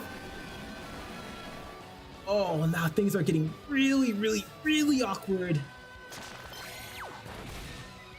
You do see that Wivey is taking pretty much no risks, doing everything she can to keep her Pokemon count as high as it can be. But his parish takes down for Mick West.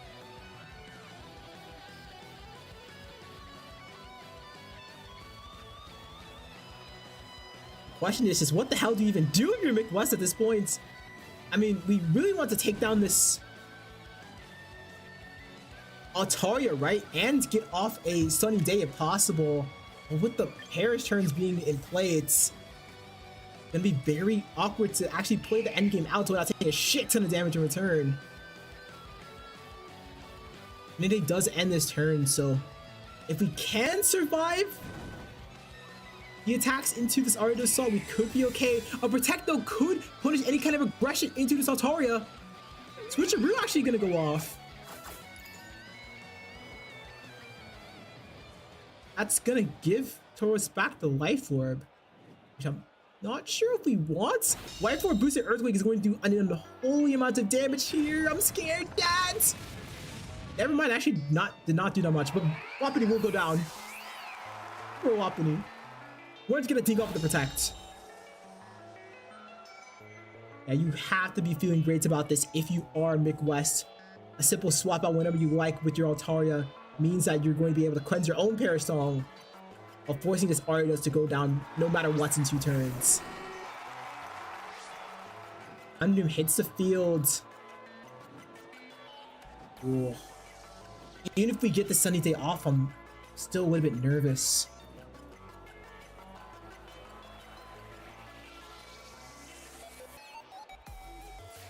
Altaria here. Pressuring with a lot of damage and pressuring with pretty much anything that Altaria could do right now, chat, is really, really fucking scary. Break a Meteor would KO this Ariados. Tailwind will give Singapore the guaranteed chance to outspeed the Houndoom. It's not looking good. And we're gonna see Singapore hit the field. As Heatwave goes off, Heatwave is going to take out this Altaria. Oh, actually, we're going to let the double knockout happen. Okay, that's pretty tactical. Saying that we're okay with this double knockout. Well, if we go for the sunny day as Ariados, I'm a little bit scared, I can't lie. Oh, it goes for lunge. It goes for lunge. I mean, that's understandable, right? That Tauros was pressuring with so much damage, just had to fight back in some kind of way. Now, though, Absol and Tauros are gonna hit the field.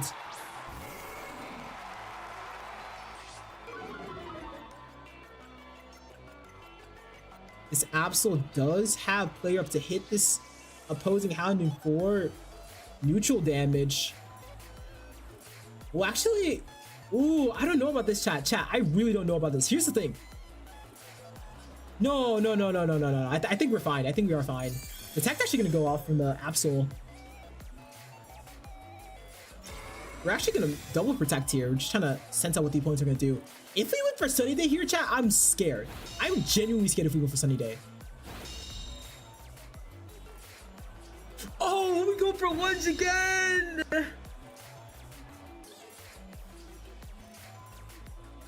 That means this Houndoom is not gonna get the stun that it desperately wanted.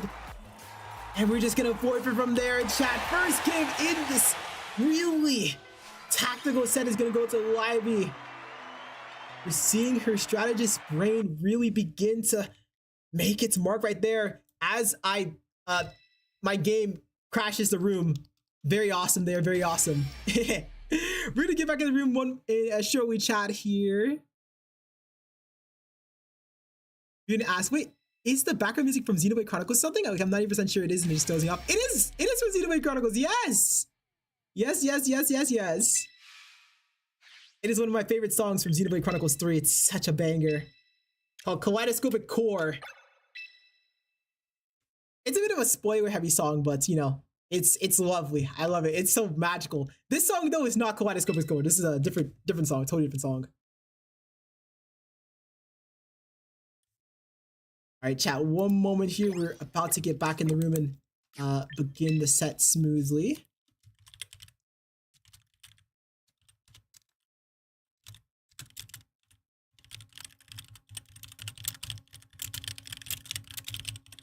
Y'all like the little keyboard ASMR there? I love it. I hope you all love it. I see a soda theme from Apple. Gotcha. There's like 6 soda redeems. I gotta lock in. in between this round once I join the room. 1, 2, 3, 8.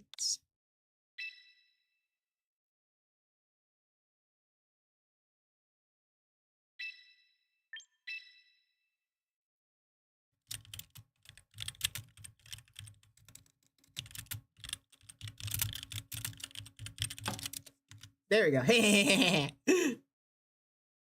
All right. Wait, how many swigs of soda is it? I think it's, yeah, 5 from Roan earlier and then 1 from Apple.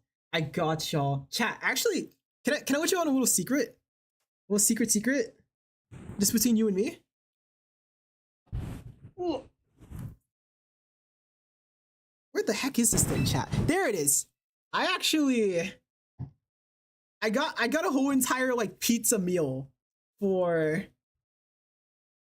this stream here. I got pizza, I got breadsticks, and I got Pepsi. It's like this $20 meal. It's really good. Alright, we should have around about 1 minute, everybody. We should have around just in a minute here. YV currently the player up in the sets with that very tactical showcase of setup and Perish song.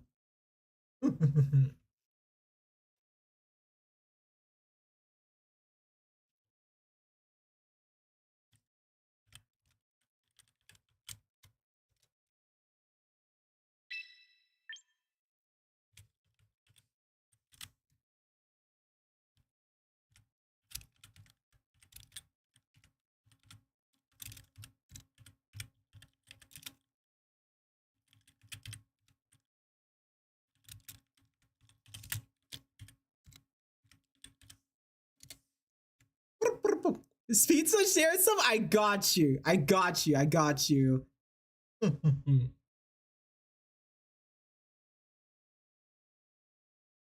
have a question. What's your favorite pizza brands? What's your number one? What's your OTP pizza brand?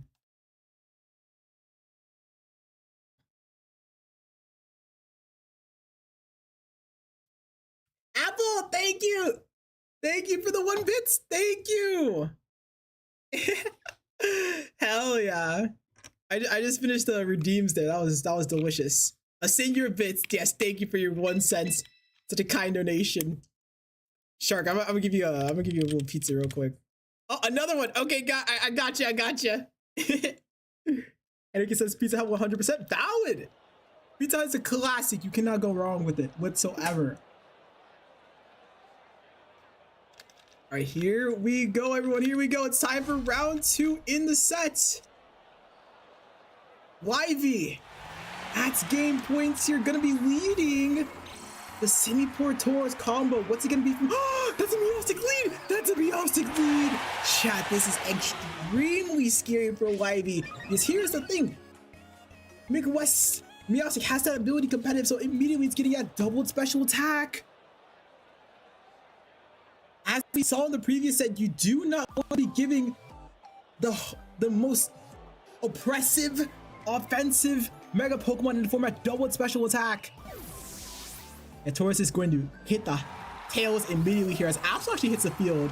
This could be a call to reset or to be immune to the psychic that is very likely going into that Taurus swap. But let's see. Meowstic Mega Evolves here. Gonna trace Torn, which is not too relevant. Yeah, fake out. Oh, we're just gonna trade fake outs here. Okay, totally fair. Totally fair. Sharky goes, excuse you. My bad. Now that we've matched fake outs, this is a pretty interesting position for the Mega Absol and the Mega Meowstic here. I'm not fully sure which between the two is faster. I will say that both of them are speed boosting natures. At least for now, here's that Mega Evolution from Absol here. Whoever moves first is going to knock the daylights out of the other, I will say. Protect actually from the Meowstic, so Absol very likely faster than. Oh, we're just gonna match the text. Both of them are scared. They're scaredy cats. U-turn at least going to go into the Simi-Poor slot, allowing for Midwest to switch in the Rage Pattering area though, so I would not be surprised if that Pokemon is in the back once again. Now, if we are like a god at the game, if YV is a god at the game, we could be calling this Ariados and just walking a taunt. I mean, let's see it. Let's see it. Like, McWest is very deliberating on this. Is actually not going to be the Ariados, but it's going to be the Tauros, intimidating that Absol. This Intimidate could save us from the super effective dark type damage, but we have to see. Rika Ravenous Moss says, Meowdy, Meowdy! Welcome to the stream, Nika. We are having a blast watching the semifinals match in a very special Pokemon tournament here where all the good Pokemon are banned. Welcome in, I hope you're doing well. This Meowstic on Midwest's end here just got a huge advantage in this game because it came in when the Tauros, oh no, that Tauros hitting the fielder earlier. This Taurus's ability doubled the opposing Meowstic special attack because that's just how those abilities interact with one another. It's still pretty scary spots for Lively here as Meowstic goes for that Psychic into the Altaria. It's gonna do huge damage. That's the power of having a double special attack side. And close combat gonna walk into the Tauros here. Granted, that Intimidate will slow down the damage output, but still so much damage being threatened here. Rick asks, is that flippin' Simipour? Yes, it is indeed Simipour. It is so funny because so many of the good Pokemon are banned, and that means like Incineroar, Wapani even, Sneasler, like any good or even any decent Fake Out user is gone, but when all those Pokemon are gone, you're left with the scraps. But what is not a scrap could be actually be a gem in the rough is this Meowstic here securing that knockout into the Tauros with that Alluring Voice. I like the call going for the Alluring Voice there because that covers for if the Absol ended up switching in. This Tailwind though will not be what we want to see. This is a pretty awkward turn, chat, because Absol, yes, Absol absolutely pressures this Meowstic with a one-hit knockout, but a Protect plus close combat play could deal immense damage into this Absol, not just take it out outright. You have to be pretty respectful of this bull. This bull that's named 100% a horse.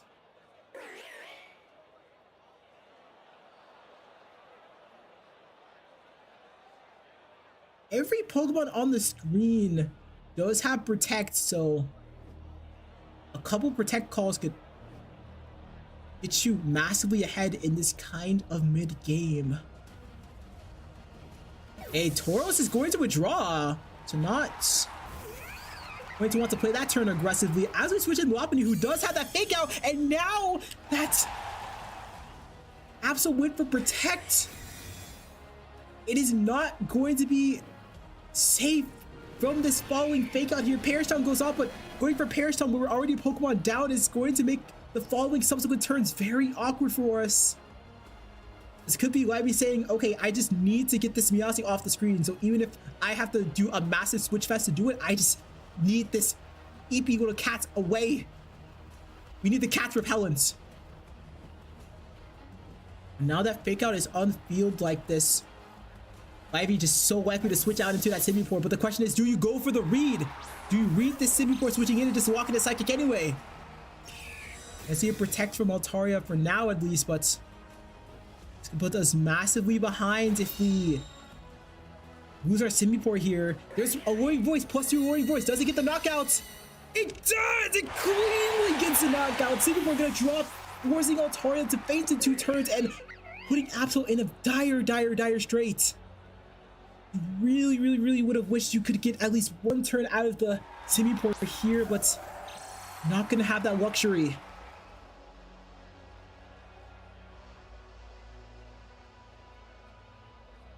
Something that is nice for us here at least is that we do have 1 more turn of Tailwinds. However, because we can just Protect as Midwest here to stall that Tailwind turn out, we're not gonna have that advantage for long.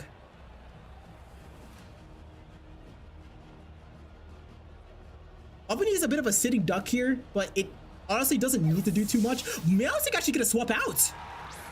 Meowstic swapping out for Tauros to cleanse the Perish Tongue, but to also get this Intimidate off on Absol. That's Intimidate that cannot be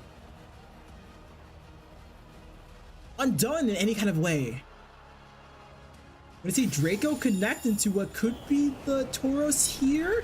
Gonna actually Draco the Wapiti, and Wapiti actually takes out like a beast, actually. Oh my god. U-turn going to connect into the Altari here, just doing a bit of chip damage, but more importantly, getting this Meowstic back on the field. Mick is saying, I don't want to lose any momentum. And now things are beginning to look very desperate for Livy here. If I'm Livy here, I might just begin thinking about game 3. I will say one of the biggest issues, right, is that Tauros lead. Tauros is a great Pokemon, for sure, right? It is a great Pokemon in this format. But the problem is you risk giving the best Mega Pokemon in the game double special attack whenever you choose to lead it. But then it's a bit of a lose-lose situation, because if you don't lead your Intimidate, all the physical attackers, they are way more threatening. But if you lead Intimidate, you might just give your Meowstic the opposing Meowstic that game-winning special attack boost.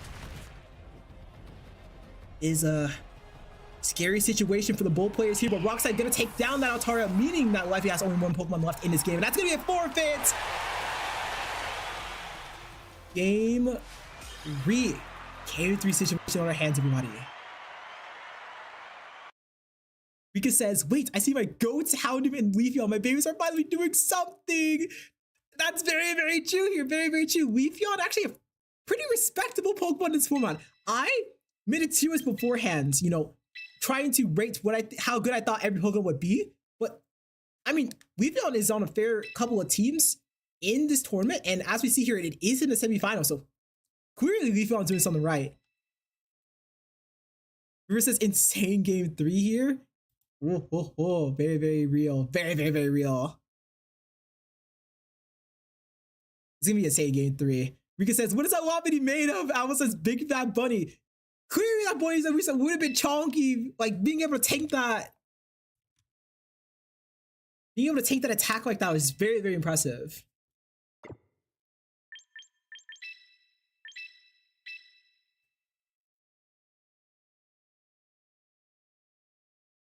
All right, but now that is games 3, something you really want to be thinking about. Ooh. One moment, chat. There's a bit of a error in the back end. This is a game 3 situation though. Just one moment, one little moment, one sec.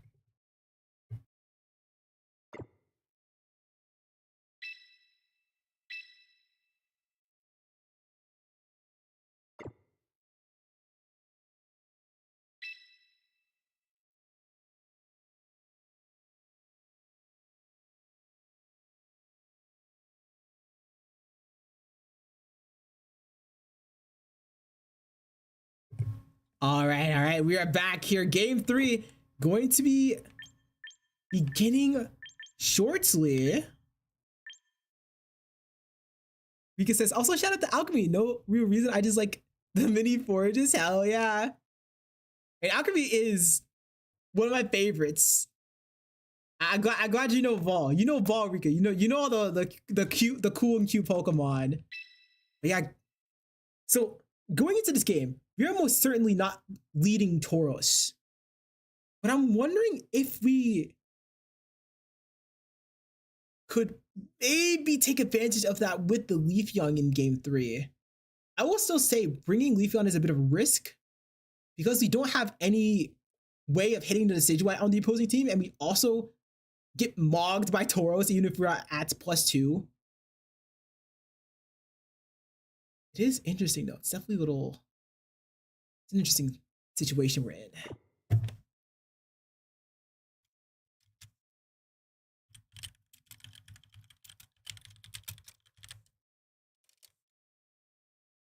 Why says swimming for my goat? Hell yeah, hell yeah. I City 4 definitely making its value value notable. That fake out and taunt combo is extremely interesting. It reminds me of Incineroar. Something pretty neat about this format, I have to say, chat, is that the fake out users are not bulky. Why we asked that was game 3? Wait, it was? Am I stupid? Oh, I might be stupid. Oh. Oh. Okay, Mick West got the victory royale.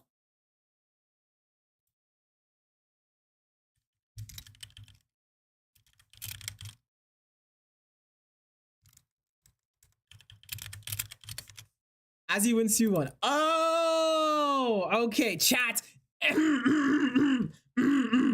Okay, so hi, Moji. Shout out to Moji. That's so bad. I got into. Oh, we're flashing. There we go. We are back. As I was saying, chip away and jump scare. Hell yeah. You know, great set. Great set.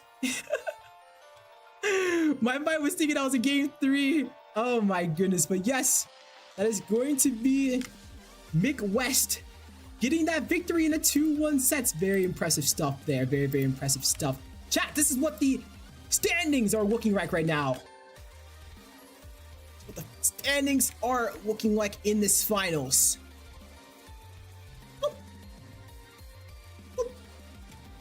Currently, Mick West is waiting in the final match, while River and Maddie on the other end, they are about to begin their set.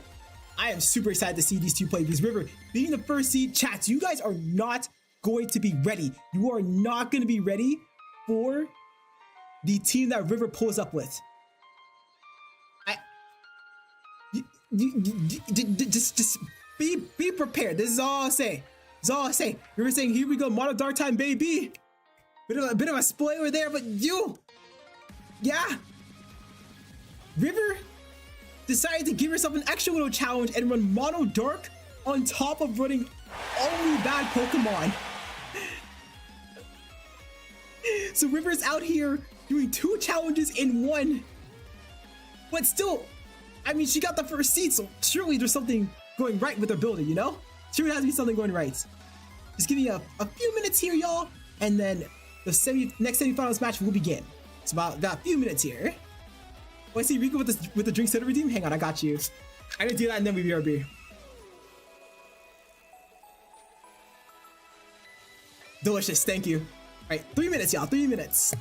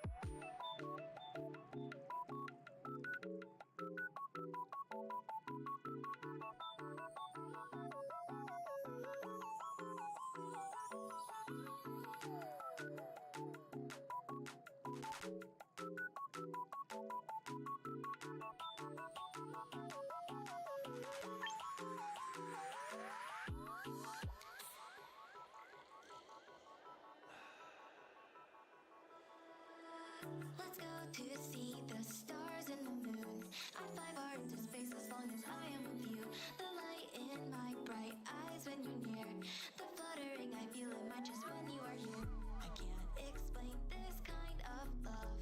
It pulls me to you, I want it, I can't get enough. So share this precious life with me. Just take my hand and let's enjoy the things that we'll see.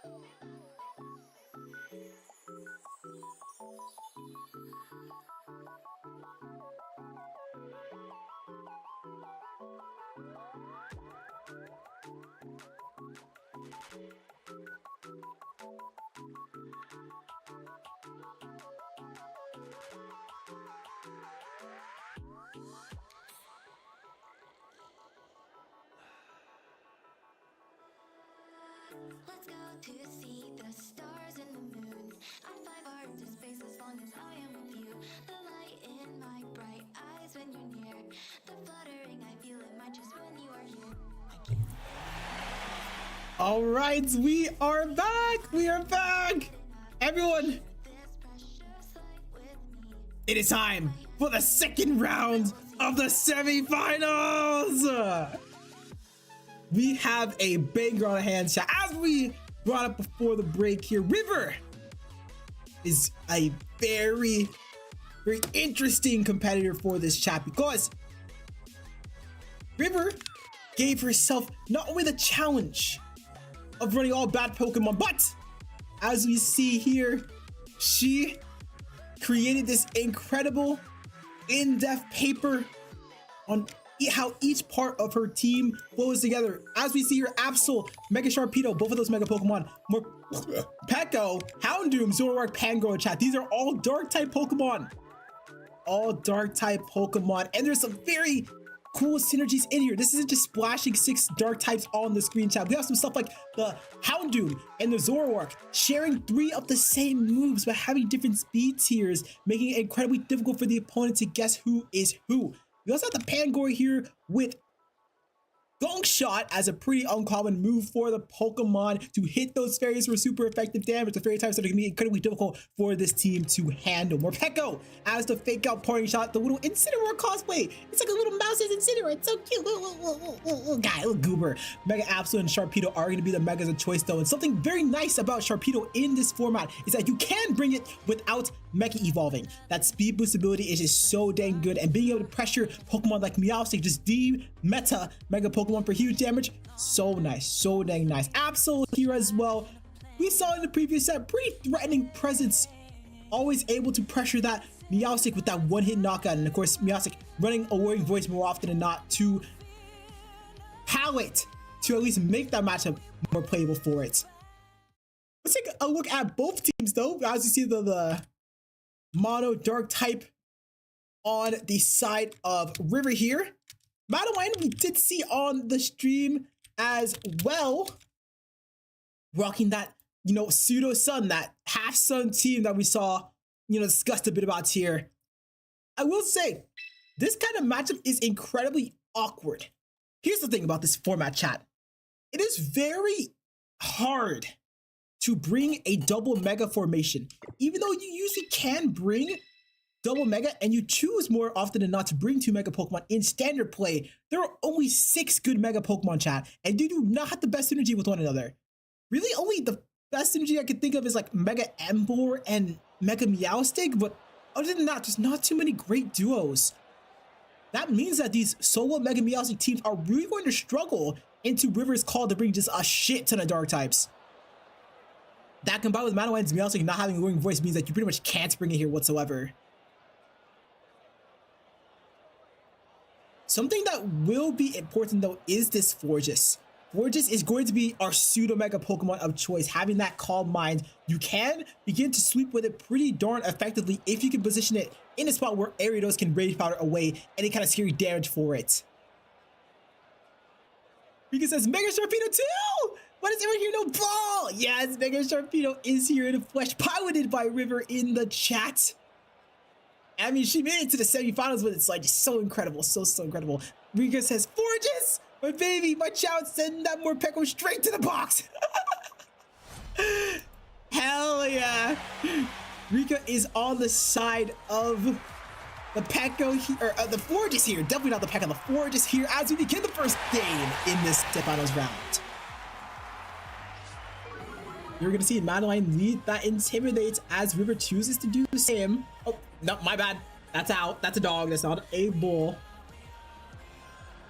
Morpeko has that fake out. Fake out does go before Ariados' Rage Powder, so it's not gonna be able to redirect that away. I will say this spot is a little bit awkward for Houndoom here. We are pressuring the Ariados with huge damage. I don't want to knock up a huge damage. However, that fighting type damage into our own Houndoom here is gonna be extremely scary to deal with. Very interested in what the call will be for Madeline here. That's gonna be the Tauros swapping up for the floor, just hitting the field immediately. Interesting. We could be saying that we just want to eat up this Scarf Heat Wave right now. There's Fake Out into the Forgis. Oh, there's Psychic. Okay, Psychic not gonna be doing very much into this super beefy Forgis here. I like the little nicknames. I like the little nicknames of like, Foet? Since of course Foet is banned, both the non-mega and mega versions, because that Pokemon way too good. But wow.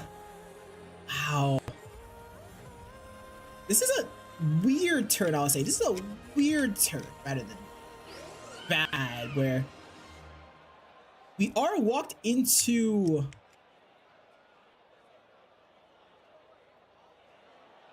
that Psychic as Houndoom here because we have that Choice Scarf. But that in turn means that we aren't pressuring that Forgis with as much damage as we would like. But still, the Aura Wheel from this Morpeko will not hit that hard this turn because it is a Dark type move on this turn. But oh no, actually, wait, whoa. Dark Pulse! Oh, that's a Dark Pulse! That's not a... Actually, hang on a second, chat. I'm maybe hallucinating. I'm hallucinating, chat. This is not a Choice Scarf Houndoom. As we saw that the Dark Pulse did quite a bit of damage. But that is the Zoroark. That is absolutely the Zoroark here as I went for the Psychic. Something about River's team is that Houndoom and Zoroark share 3 of the same moves, but the difference maker between the two is that Zoroark has that Psychic. There it is.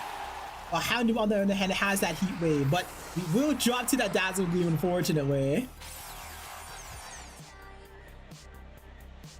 Morpeko no longer in hangry mode. It is now full belly mode as Houndoom chooses to hit the field. The real Houndoom this time.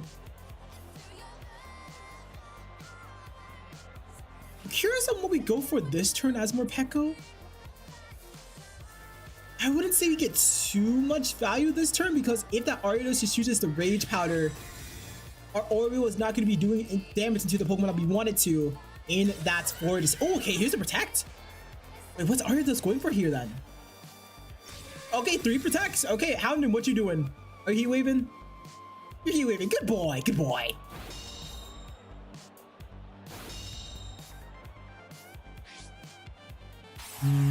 Not a good spot for Ariados, I would say. Just not a good spot for Ariados. However, I do like the idea of double protecting this turn because now this Morpeko's Aura Wheel, which is usually a Dark type move, is all of a sudden going to, Electric type move rather, is going to be a Dark type move. So even if Ariados switches out and Aura Wheel goes into the Forgis, it's not going to be doing the damage we want it to. Yeah, that combined with Tauros hitting the field means that Morpeko really not going to be doing much here. So we choose a Retro Weapon instead, which is a fair call. It's a fair call. Boosting the speed of both of these Pokemon is welcomed. Oh, but the White Herb! No speed reductions, but the Sludge Bomb!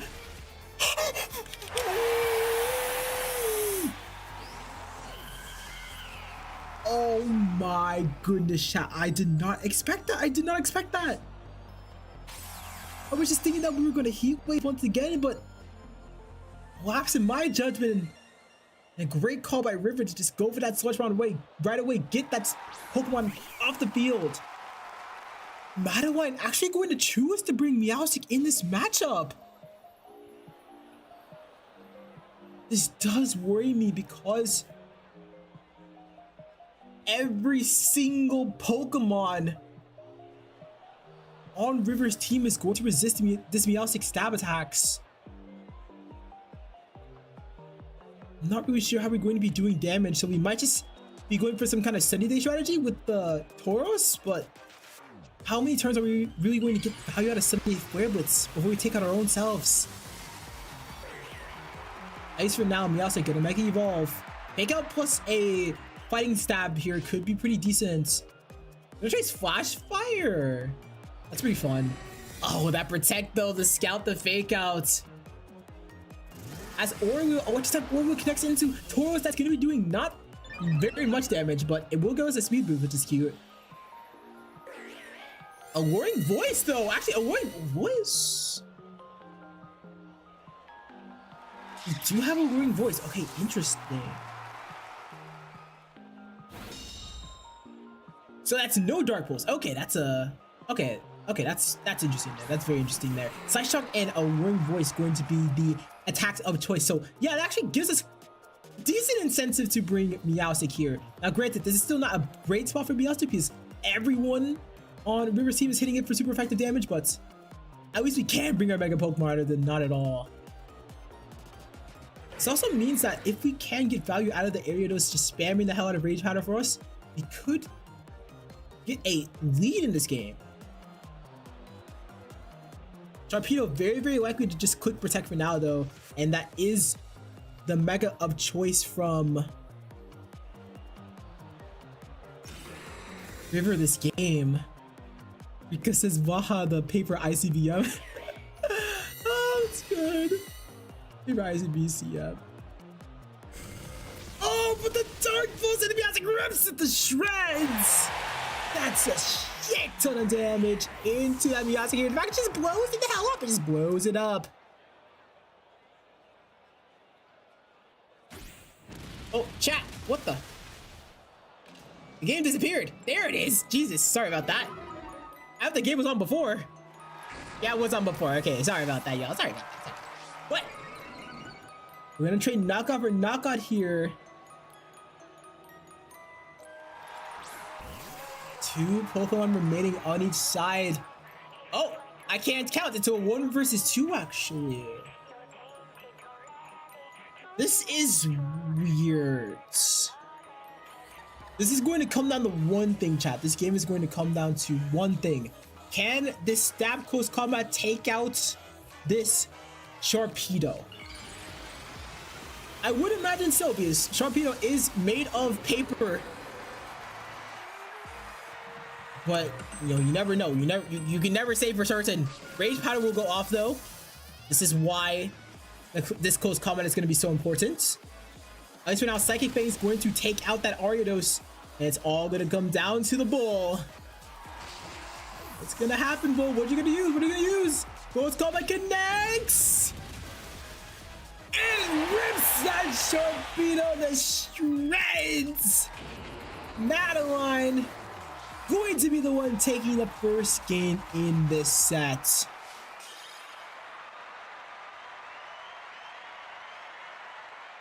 Very interesting positioning. Very interesting positioning from Madeline there. Is very brave to bring Meowstic in a matchup where its main stab, it cannot do any damage with it because it is all dark types. But there we saw, if you position your Mega Pokemon like that in a way where it can get that one important knockout and also just decent damage for the rest of them, that could open up the hole for the rest of your team to run through. Alpha says Sharpedo got turned into soup. Yeah, that was shark soup, I fear. Tauros Paldea Blaze is going to be pulling no punches with its fighting stabs.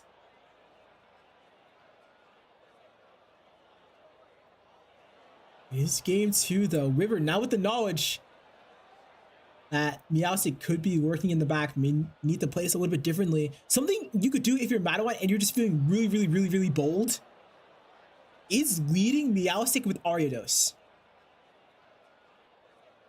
Actually, don't do that. I'm a liar. Don't do that. My bad. Actually, don't do that. Don't do that. No. I was thinking they had Intimidate, but I do wonder if we're going to see the Sun mode in this game. If we can get that Sunny Day up, Leafeon is going to be doing very solid damage into 5 of the 6 Pokemon, and is going to be doing a shit ton of damage into Sharpedo with that Solar Blade. Also, Chlorophyll is going to help you out when it comes to outspeeding that Sharpedo after a speed bubble. So here we go, everyone. Tauros and Forge is going to be the leads of choice as River opts for that Sharpedo plus Morpeko lead. And Morpeko does have that fake out while no one on Madawine's squad does. So he could fake out the Forges here to prevent it from going for a Calm Mind this turn. That in the Protect seems decent, but the problem is I doubt a strong jaw boosted Liquidation is going to be getting the one-hit knockout on this Tauros, especially with that Intimidate in play. So you may be thinking about repositioning if you are River here. Oh, that's a Psychic! That's a Psychic! That's a Psychic! Oh my goodness, chat! Just when we thought it was the Morpeko, that was a Zoroark in the skies. And all of a sudden, chat, River is at a humongous adventure, but never mind, it is not! It is not there, it is not there! The Dazzling Gleam saying that we are not worried about getting a Calm Mind off, we just want to tear the opponents to shreds.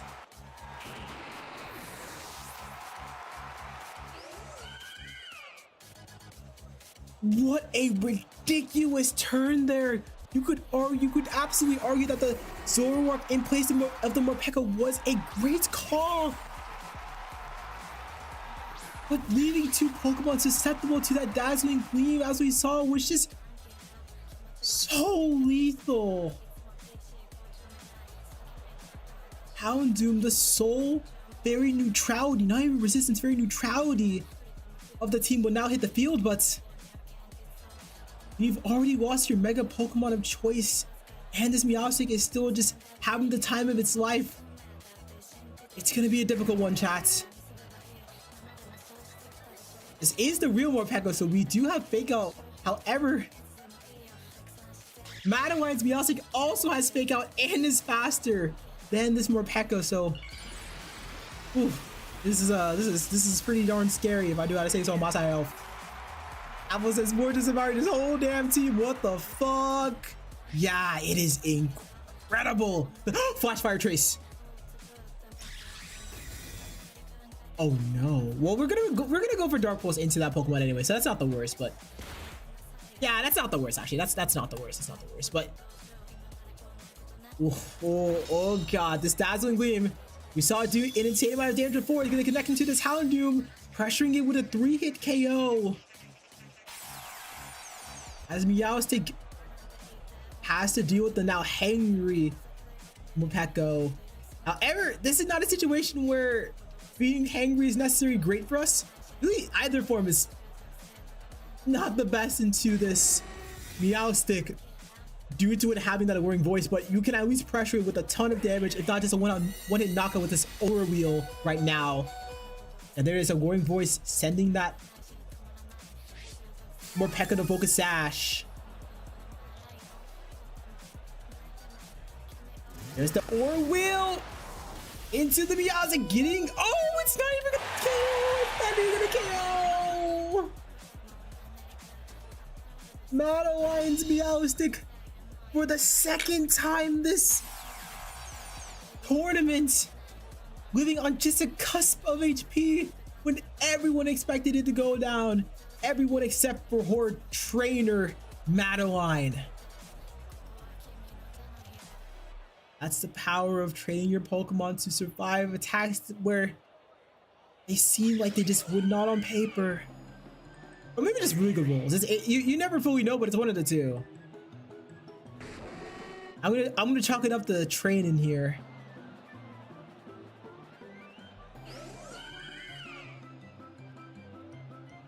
This is a great spot if you are Madeline right now.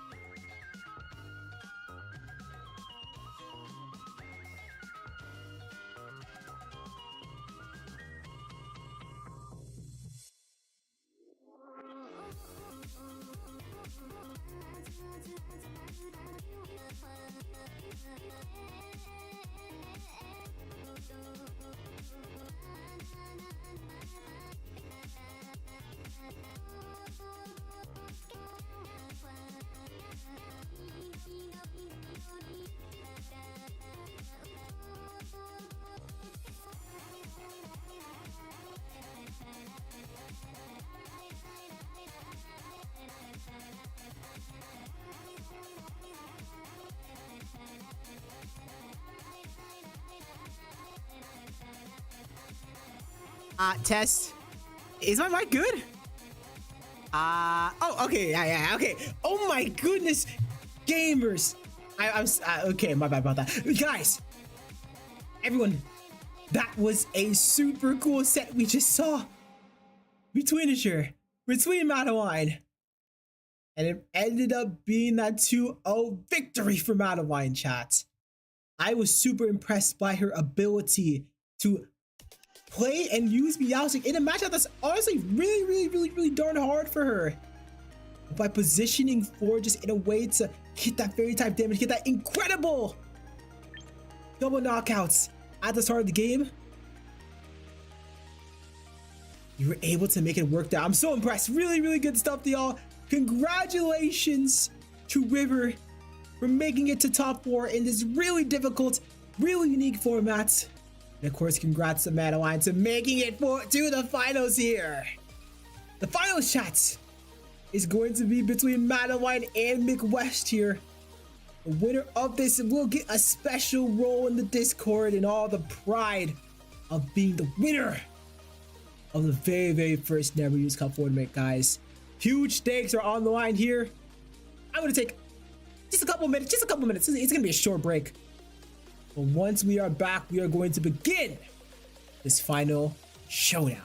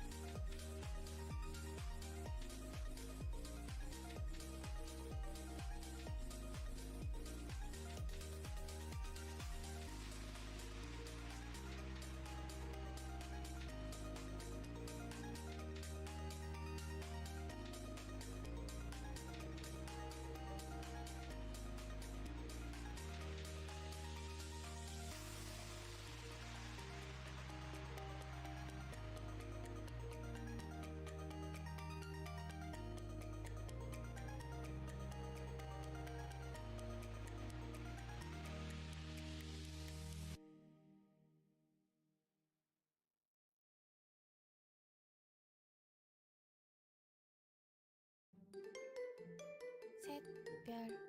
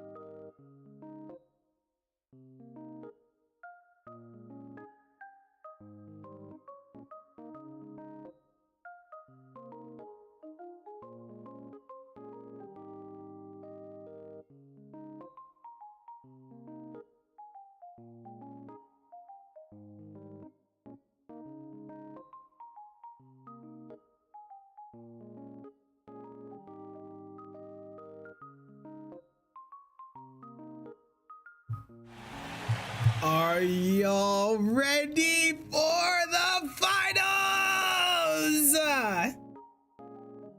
Here we have the two competitors that made it through all the Swiss rounds, all the final rounds, the days of prep behind their backs and the calls that let them get this far. We have Azure and Madeline.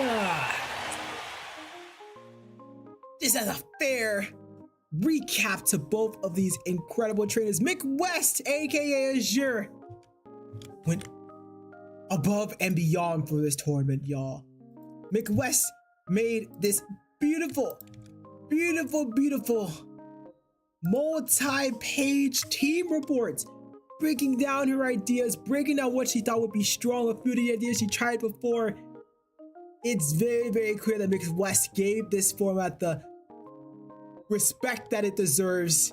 And piece by piece, this is a beautiful document that shows her intentions and her calls and some of the additions that she wanted to make and could not make in time.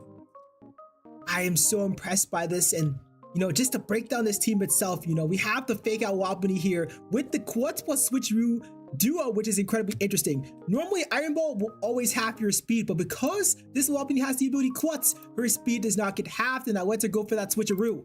Fake out U-turn as supporting moves, and also Sunny Day. Sunny Day is an option that allows her Leafeon to begin sweeping with that doubled speed, and also Houndoom loves that Sun boosted Heat Waves. So also Sun boosted Heat Waves, even if it doesn't have Flash, even if it doesn't have solar power on the non-Mega form.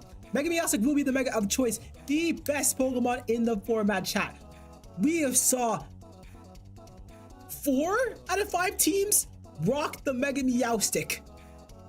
That level of dominance is almost Charizard-like, so it's clear that this is the Mega Pokemon you're going to want to respect if you ever end up playing this format yourself. Tauros and Ariados going to be the supports here. Tauros is going to be the one with Intimidate, while Ariados, on the other hand, with this Rage Powder, redirecting anything for its carries out of the Meowstic, Leafeon, and the Hound. Very impressive stuff in the builder, and also, of course, in the games to make it to the Sonos here. While on the other hand, Madeline here, rocking a pretty darn unique call herself with the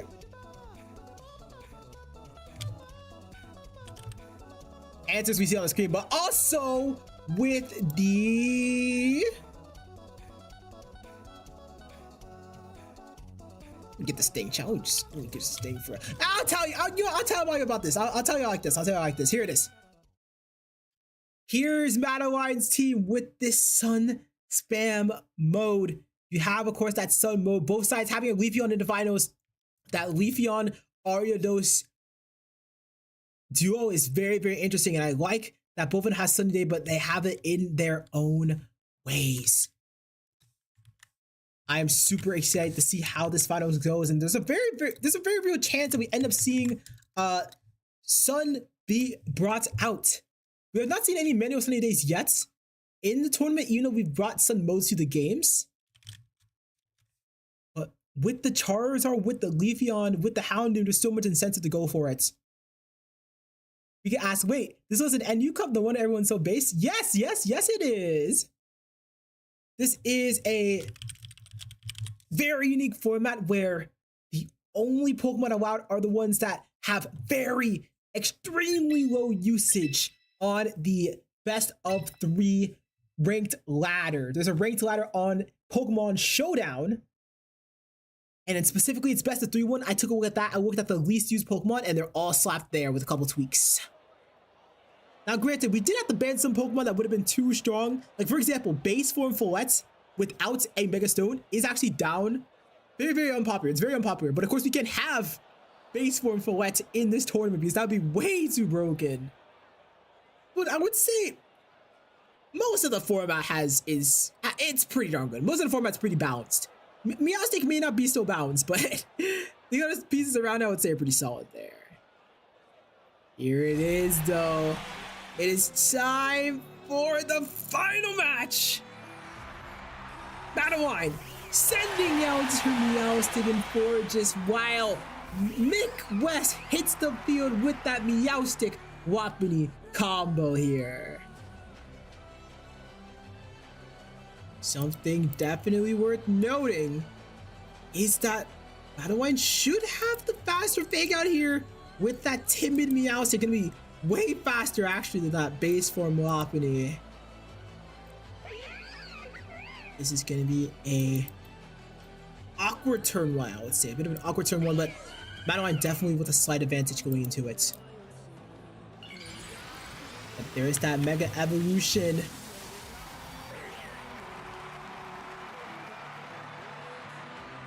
going off for Mick West. I do believe that both of these Meowstics are very, very likely speed tied. Something worth noting though is that in the mirror, Madewine's Meowstic has a huge advantage because one, it is the Meowstic with Fake Out, while the other one does not have it. And two, it is the Meowstic with, oh, actually it doesn't have Dark Pulse, but it does have Fake Out. It does have Fake Out. And yeah, here it is. Fake Out into that Meowstic. And we're just gonna trade Fake Outs here. Very, very understandable play. No Calm Minds will be done by this Forges here. From a positioning standpoint, I would actually say Forges is in a weird spot. Forges is holding that Fairy Feather so that its Fairy moves, of course, can do as much damage as possible, but you do not want to be switcherooed a Iron Ball right now. Like, that'd be losing your damage and that would be making you much slower in this matchup.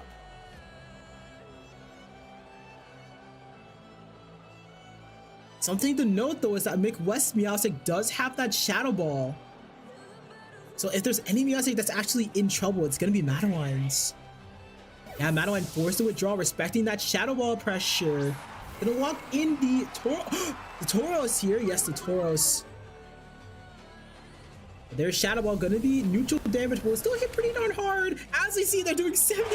It is a critical hit though. It is a critical hit, which is worth noting. And this Madame drop just for a little ice on the icing on the cake there. Oh, there's the Sunny Day being set up by Mick West here. As Forges opts for that Calm Mind. I will actually say, if you're feeling greedy here as Madeline, you could get away with going for 2 Calm Minds. Meowstic isn't pressuring you with a lot of damage here. Granted, like, it has the side shock, it has the side kick, right? So it doesn't have the side shock. That in turn means that it's gonna be a bit of a chalker here. There's Mega Meowstic hitting the field once again. Gonna trace Klutz, which is aight. Oh, there's Psychic into that slots. Not doing much damage due to the resist though. Or just what you opting for. Oh, here's the user first. User first.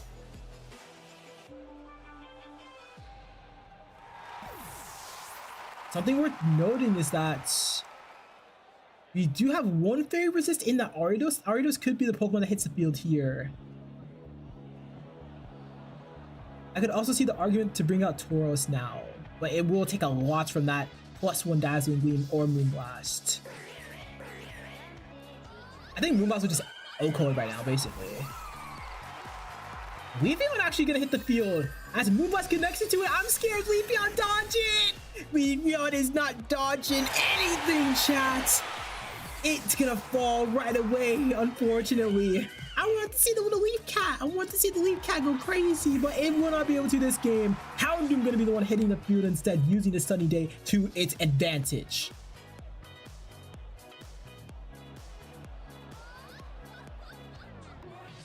Even though you hit this Houndoom for neutral damage with your Alluring Voice as a Meowstic, you're not too pleased to see this Pokemon. Choice Scarf Dark Pulse is going to absolutely knock out Madewine's Meowstic, so you're gonna have to play pretty respectful here. Because says RIP Leafeon, Rustwell, my favorite Chlorophyll user. 07 to Leafeon, chat. 07. We'll see you next game, I hope. But right now, Madewine forced on the defense here. Oh, Mick West actually going to swap out her own Meowstic here for Lopunny as Fake Out connects. Wait, we Fake Outed the Meowstic, but there's Dark Pulse. They go for some boosted heat with this might just KO anyway. It survives. It survives and returns with a +1 Dazzling Gleam. Oh, that survival is not what we want to see as Mick West here.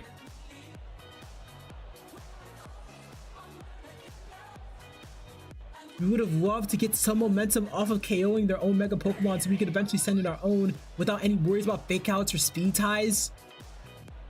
We're not going to have that luxury in this game.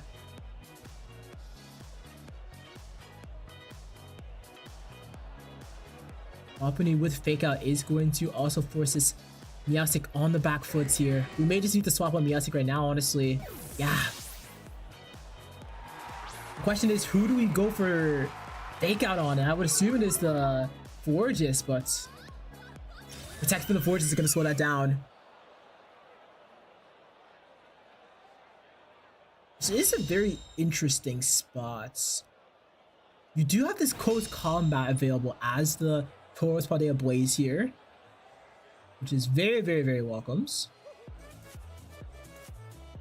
You are adamant though, as this Wapani is Jolly, so I would think Wapani is faster. Not fully sure, but having that speed alignment will be to your benefits if you are a Banui fan.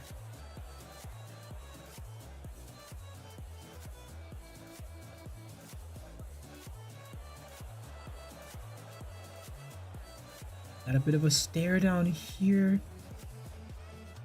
Madeline wanting to further this lead without losing any ground herself.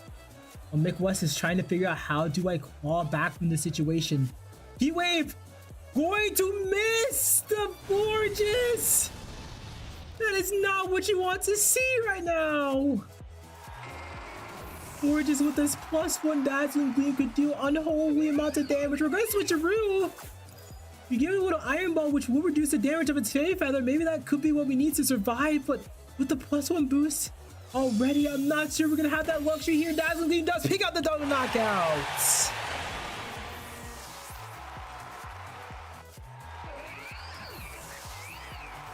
Madeline getting so darn far ahead in this game. Getting that one-hit knockout on the Leafy, on the Keystone Sweeper for the team, while this Dazzling Gleam really creates an opening for Madeline to go ballistic with her Pokemon. We're gonna see both Meowstics hit the field here. The problem is, one Meowstic has some pretty friendly friends left to fight alongside her here. A Mick West Meowstic is gonna have to scrap through to get this 1v3 going. It's a 1v3, but not just a 1v3. It's a 1v3 with an unrevealed last Pokemon. We're gonna see a Protect go off just to block that fake out. Totally understandable here. This could be possible. This could be possible. This is not an over game. But Azure, you have to make so many calls here. You have to call if someone is going to protect or not. You're going to have to assume, pray that you have enough bulk in you to tank this onslaught of Psychic and Fairy attacks. Psychic goes up, but it's not going to be a KO. Or just eats that up. Nom nom nom nom. That +1 special defense boost going to be serving us here. Alluring Voice doing a fair bit of chip, but the +1 Moon Blast into this Mega Pokemon is gonna tear it to shreds. Madeline goes up one game in this final set.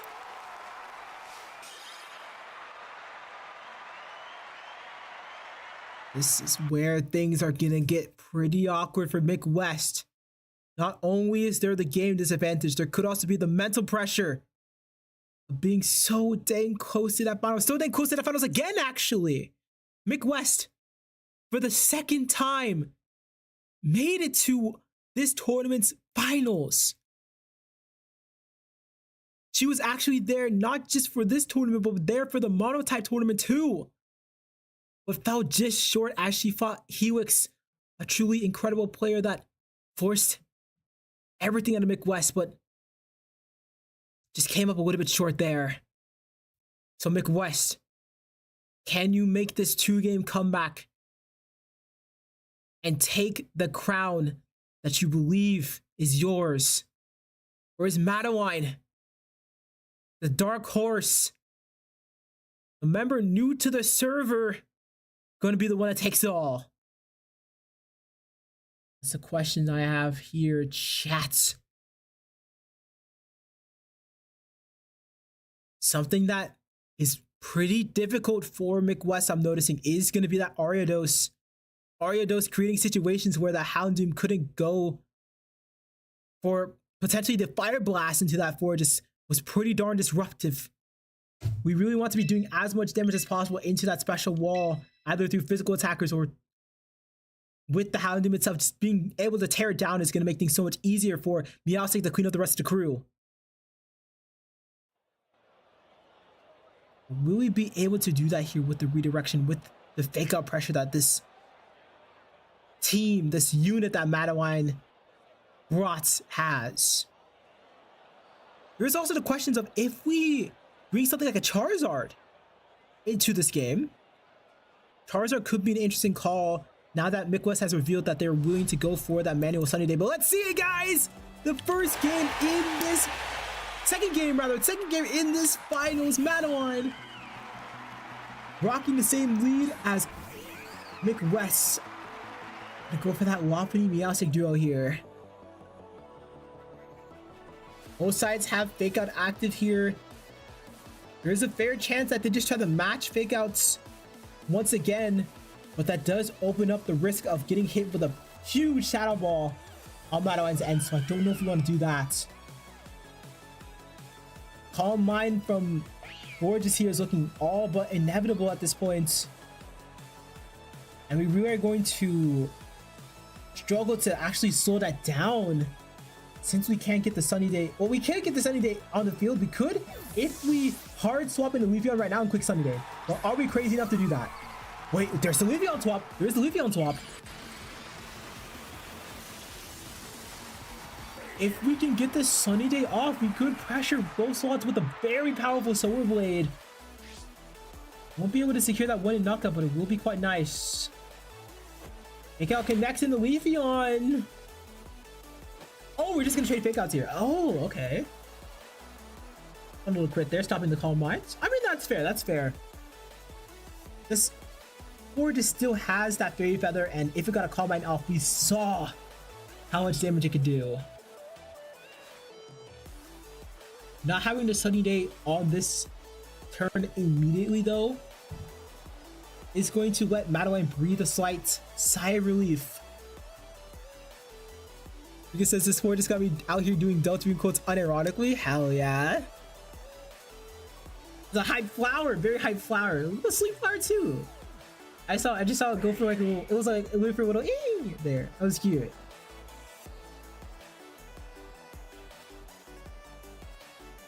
Alright. I feel like you have to walk in Sunny Day here. Ford is actually gonna switch. Oh, that's Taurus Pod. Yeah, Blaze. Let's intimidate onto the Leafeon here. So even if we opted for Solar Blade, we're going to be doing less damage than we would like. Psyshock not getting anything for much damage.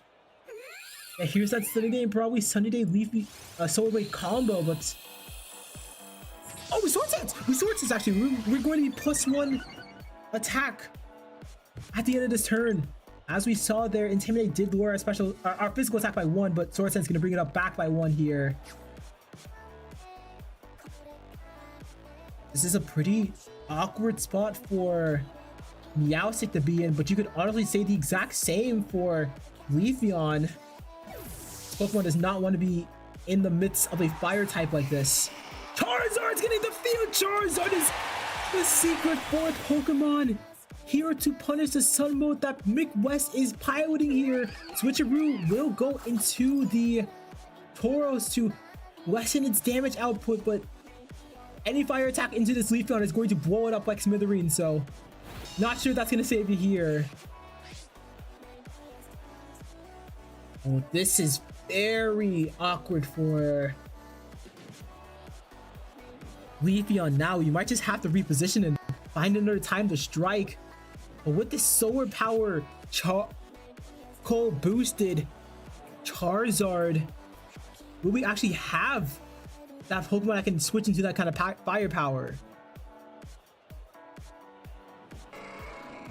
We might have the Ariados in the back that could tank that because it has a Focus Sash, but oh, it's looking scary. Hey, Leafeon subs out. PK Fire. Oh, that's actually Houndoom. Houndoom has the Unnerve, so it's not gonna have Flash Fire, but being able to at least resist these fire type moves is very, very helpful here. Oh, try to switcheroo the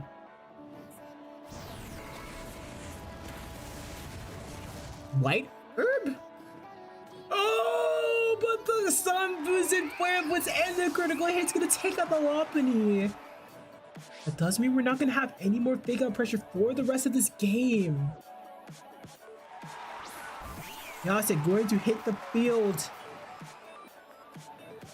I still don't think this is too bad if you're McWest though, as now you have your very offensive pieces in the sun.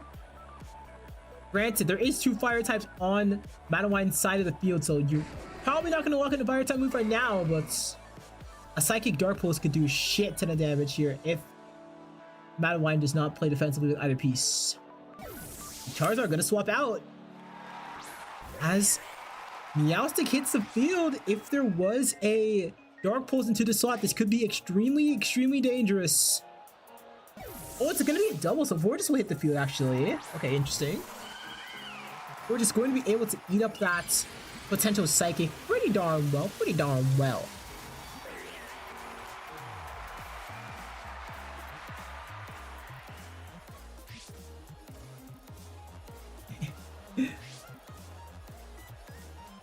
Okay, let's see it, guys. Let's see it. Heat Wave goes off.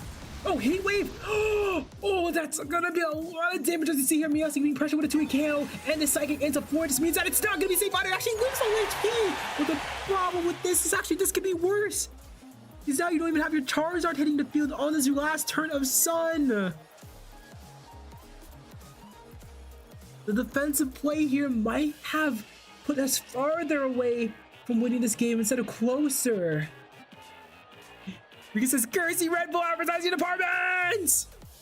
I'm happy that you guys watch the ads. I appreciate that. Every ad helps me. So big heart, big heart. There'll be ad watchers. I'm gonna cheer for you guys. I'm happy you guys watch the ads. Gasbangle asks, how long ago did you start streaming? Hi, Gasbangle! I started streaming 2 hours and 31 minutes ago. But now it is time for the finals of this tournament here. Fake I'm gonna go into Meowstic. Or Houndoom rather, stopping it from moving this turn. Oh, but the Shadow Ball is going to absolutely tear apart this Meowstic. Gorgeous though, yet the move. If we get enough damage with this Dazzling Gleam, this could get us back into this game. Dazzling Gleam goes off. It does damage, but with Meowstic, with Houndoom both being so fast, it's not the kind of damage you want to see here. These are looking pretty awkward for Catty Cat here. Catty Cat.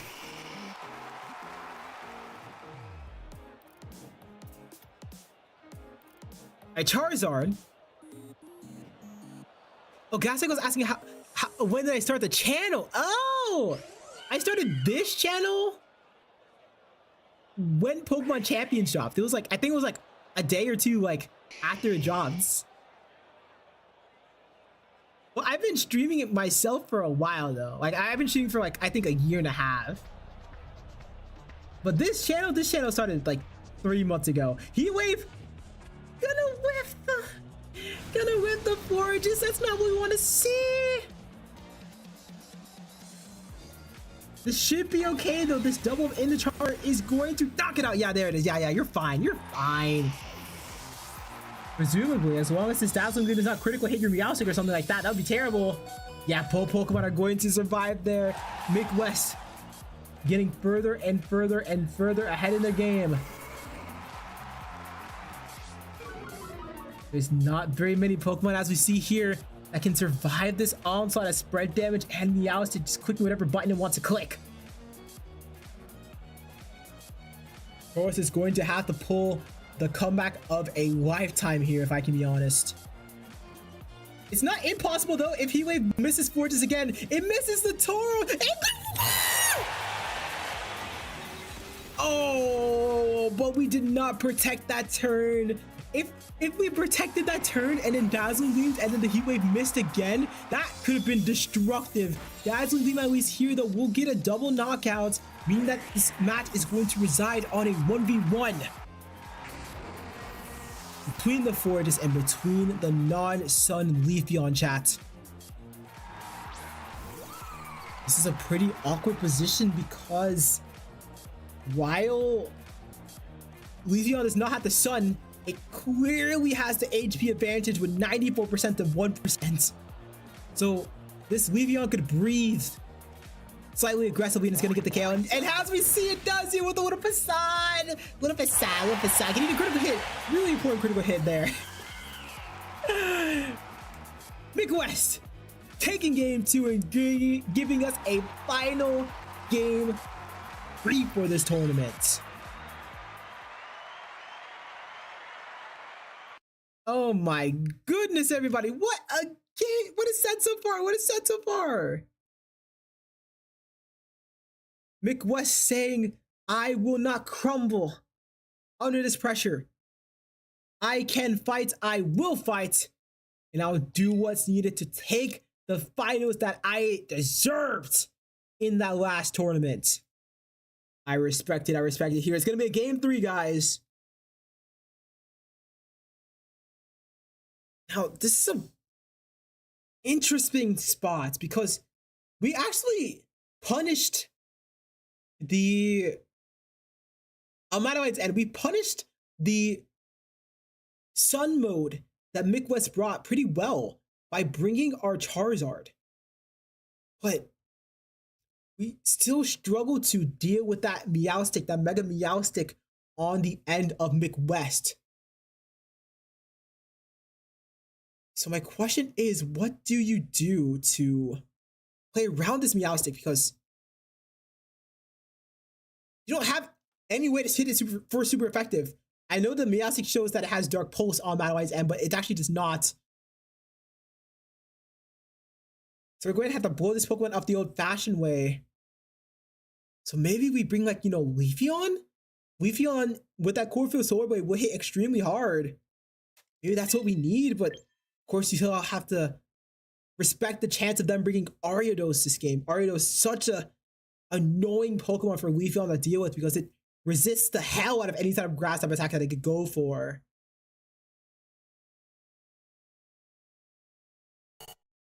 This is going to be an awkward one for Madeline to come back from, but if you are able to play your setup mode with that Forges, like you get the Fake Out Calm Mind again, you could get ahead in this game as long as your Meowstic is protected. But that's the awkward part, right? How do you get this Calm Mind boost off without opening your Meowstic up to getting blown up by Shadow Ball? And Energy says, Azzy, you got this! We have the crowd, we have Energy in the crowd rooting for McWest to pull through to get that trophy that she knows she craves. Will she be able to do it here with the hopes, the dreams of her friends and her fans here? That's the question. Oh, Wivey says, you didn't beat me to lose here. McWest, you got some cheers right here. You got your rival saying, yo, you beat me, you can beat anyone. Madeline here, maybe on the back foot when it comes to the crowd end, but definitely not on the back foot when it comes to the gameplay end. It's all gonna come down to the execution on both sides here as we enter this game 3, the final match of the tournament. Get ready, get seated. We are going to see Cinema, Madeline, going to lead this Charizard Meowstic combo here. Very interesting. We've not seen this lead before. It's going to give her access to that early sunny day plus Charizard damage. While on the other hand, we see Wapiti and Meowstic be led together, meaning that we have to Fake Out and Shadow Ball as very threatening plays to go for. I would not be surprised if we just try to match. We just try to Fake Out the Charizard here and Shadow Ball the Meowstic, forcing it to Fake Out our own Meowstic, but let's see.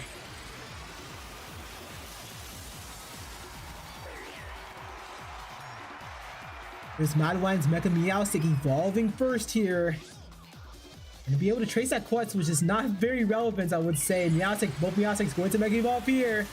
The cat versus cat showdown is now underway here. But I have to say, Madeline's cat is going to be in a bit of danger because of that Shadow Ball. Not getting the Solar Power, which would have been really, really huge if we did. Protect's going to go off for this Charizard first as Madeline Just gonna fake out here. Actually, fake out Protect play. That could be because we don't have Protect on Madawine's Meowstic herself. Meowstic on Azure's end, as we see here, does have Protect while Madawine's does not. So likely just trying to play that turn specifically more defensively so we can pressure aggressively with solar powered boosted attacks this one. What we could do this turn is say, hey, I'm going to click Sunday Weather Ball this turn on you no matter what. And that's going to create a situation where if you don't take me out, I'm going to blow you off. But actually, it's going to be Psychic. We are going for Shadow Ball. We are going for Shadow Ball into the opposing Meowstic. Charizard, free to move. We go for Switcheroo. I mean, Charizard doesn't have the charcoal anymore, which is nice, but this Weather Ball. Oh, Heat Wave. It's a Heat Wave. It's a Heat Wave.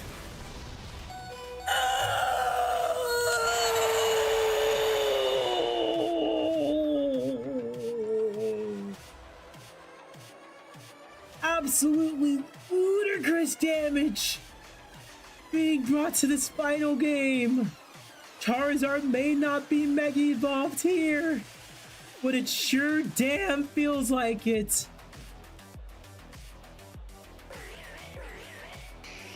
You do not want to be seeing your Mega Pokemon down to 1% HP without the other Mega taking a lick of damage. How is McWest going to climb back from this situation when there is a solar-powered Charizard in front of her to face? Looks like we're going to try and play defensively, maybe sacrifice our Lopunny to get a free switch here, but Charizard just going to match Protect instead, saying, I'm not going to give you the knockout that you wish you want right now. Psyshock going to dink over that Meowstic Protect as Lopunny opts for that U-turn into the Meowstic, going to get a bit of chip damage at least.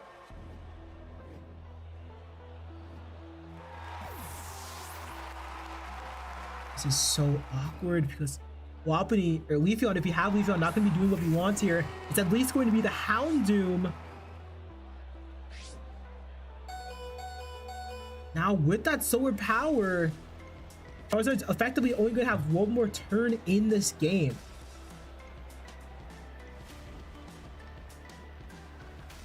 But because Mega Meowstic are already protected, you don't have a safe switch in for this. Something you could try here, something you very well could try, is going for the combination of switch your Meowstic out for Lopunny and then go for Dark Pulse into that Meowstic on Madawine's end. And I think that's a pretty safe play to go for here, although it is a little bit obvious. How will Madawine respect this potential Lopunny sacrifice, his bun sacrifice? Madawine's going to withdraw her own Meowstic here, going for Florges, who could resist our Dark Pulse that's incoming here. Yep. Oh, but it's Dark Pulse into Charizard. Okay, very fair. Actually, very, very fair. Really did a defensive play there. I respect that. I respect that. Hashtag respect. Shadow Ball going to go into this Florges. Not doing the damage that we would want, though, because, oh my gosh, Florges is just so tanky on that special lens.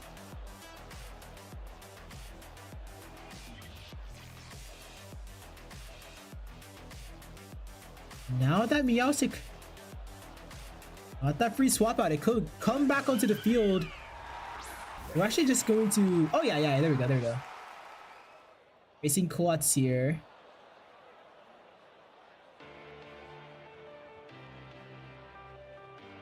This is so interesting, by the way. I just have to say that Trace being on a meta Pokemon really makes running certain abilities extremely scary. Flash Fire, Intimidate, Competitive, Solar Power, Chlorophyll. All these great abilities are all of a sudden extremely risky to run. Because if the Meowstic traces that Chlorophyll or traces that Solar Power, you're going to cry if you have any opponents facing it.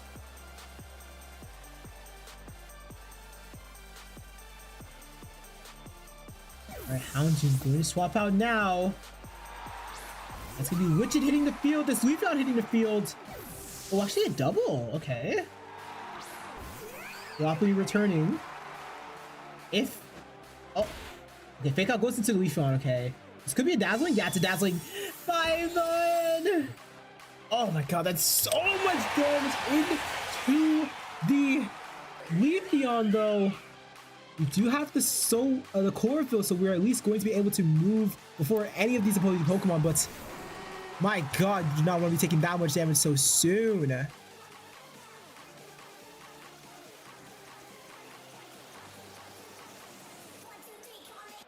right. Meowstic, Forgus. One of the classic duos we've seen time and time again in this tournament. Facing down this Chlorophyll Leafeon alongside this Houndoom here. Neither Pokemon really want to be taking the Chlorophyll Solar Blades right now. So that's where the Protects come in, right? But Madeline not having Protect means that's going to have to get a bit crafty this turn. Do you open yourself up to either of these attacks, or do you choose to switch again?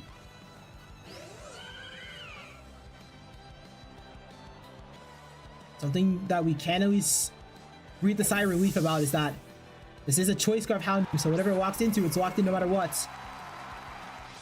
Or it's gonna hit the field, intimidating that Leafeon. Such a good bring into that matchup as we go for the Protect as Forgus, meaning that we aren't gonna be getting the ground that we want on this turn. Here we see that Solar Blade go off into that Taurus, but that's a resisted hit. We're in 34% here, not the damage output we want. But Houndoom is yet to move, and it's gonna go for that Fire Blast, and Fire Blast dinking off of the Protect. As the sun fades here. If that sun was still up, we very well could be 2-hit KOing that Forgus with a Fire Blast, but Madeline being patient, scouting the turns, and making sure the sun benefits her rather than hurts her.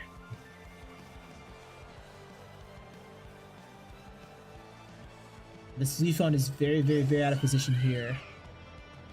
If we're doing something, we're going to want to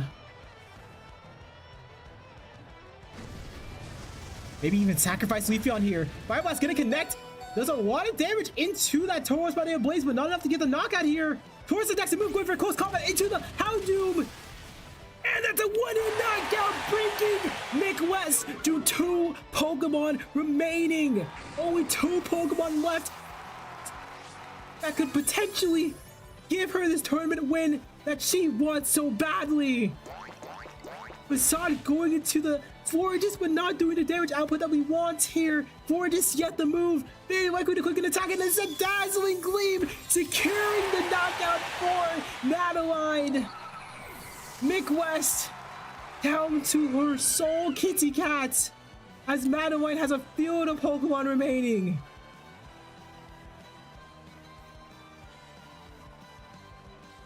We are seeing the power of patience in this game, chat. Waiting out the sun turns, buying our time, using Intimidates, using defensive swaps, using Protects, minimizing the damage that we take so that when that sun ends, we strike and we strike hard. Meowstic, the last Pokemon on Mick West end. We do have an Intimidate, so at least we get a little bit of damage reduction into this Tauros, but as we see here, we're at 1 HP, and we're just gonna forfeit. We're gonna give the game to Madeline here. Beautiful, beautiful, beautiful, beautiful, beautiful set, chat. What a finals, what a finals. Above it all, as the dust settles, we have the winner, Madeline!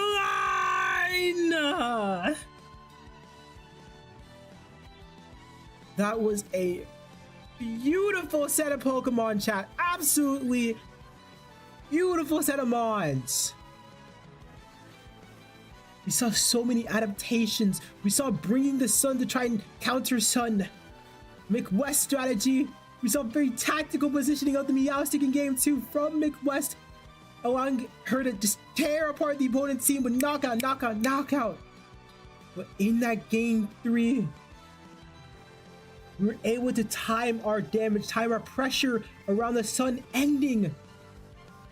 And then we leveraged the sun ending to punish that out of position Leafeon, out of position Houndoom, and win those trades there. Such a beautiful game. Beautiful, beautiful, beautiful set. I love how all the competitors played today here. Everyone give a round of applause. Give a huge round of applause for the players that did their damnness to prepare, to show up, to show out for this tournament here. It is beyond impressive. Madeline, for winning this tournament here, you are going to get the special champions role in my Discord. You're gonna be at the top. You're gonna have the beautiful golden crown that only you and one other competitor has, Helix. And you're of course going to have the massive pride in finding the route to victory, going from the 5th seed to the absolute winner in this beautiful, beautiful tournament. I'm so impressed, guys. I am so impressed. That was beautiful. That was awesome right there. I see the cheers as well. I see so many cheers. Oh, Heavy says Kitty Cat can win, but then yeah, and then when the match finished, I was like, no, and everyone's like, let's go, Maddie. And he says that was crazy. I just said nothing was still crazy. I mean, understandable. That was a heartbeater final. That was ridiculous. Oh my gosh. Wybie says I take heart in the fact that my team was neat. Your team was neat, Wybie. It was very, very cool to see. I love the creativity you brought. I love the creativity everyone brought to the titles. That's so great. River said, so glad I not only lost the Pookie, but that she went all the way. Yeah, River, I mean, Madeline, she pulled through. She did what was necessary to get that victory there. Oh my god, that was beautiful. That was fucking beautiful right there. I'm so proud. I'm so proud. Because as I was way too close to cover peak entertainment, yeah, that was so fucking close.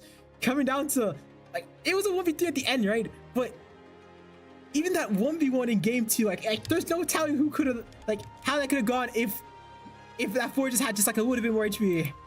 Henry says these tournaments are so fun. Can't wait for the next one, to be honest. Yes. We're gonna host non-stop banger tournaments. Guys, if you're not in the Discord, what are you doing? You guys have to join in this Discord. I'm gonna announce the next tournament that we do in there. It was so much fun hosting this one, and we're gonna have another banger format. You know this tournament, the stream brings bangers. We bring banger tournaments. Mick West says in the chat, GG's Valheim. GG's for sure. Mick West, you put on a fucking show for us, dude. Dude, she was so cool. Everyone was just so incredible. I have to say, Mick West's prep for this tournament was actually like outstanding. She spent a whole entire night just prepping, making sure that her team was how she wanted it to be for this tournament, and clearly it paid off. Winning 3 sets in a row like that in Swiss and getting 2nd seed, that cleanly. Oh my god. Mick West knows that that fire blast earlier was not supposed to happen in time right now. Oh, yeah, understandable. There's just so much pressure, and then misinputs unfortunately can happen to us there. Understandable though, very understandable. Madeline says, holy shit! My god, that was close. Yeah, that was so fucking close. Oh my goodness. Congratulations, Madeline. That was beautiful. You showed us some good ass balls today, Madeline. I'm proud. I'm so happy. That was beautiful right there. Alright, y'all. I'm gonna do a fun little challenge on Twitch, but at least if you're on the YouTube end here, thank you all for tuning in on the YouTube end. We had a beautiful finals for this Never Used Cup format. Make sure to stay tuned for all the crazy tournaments we host, and join that Discord if you haven't already. We announce all kinds of crazy formats in there, and clearly you can see it's ridiculously fun. Take care, YouTube. Take care.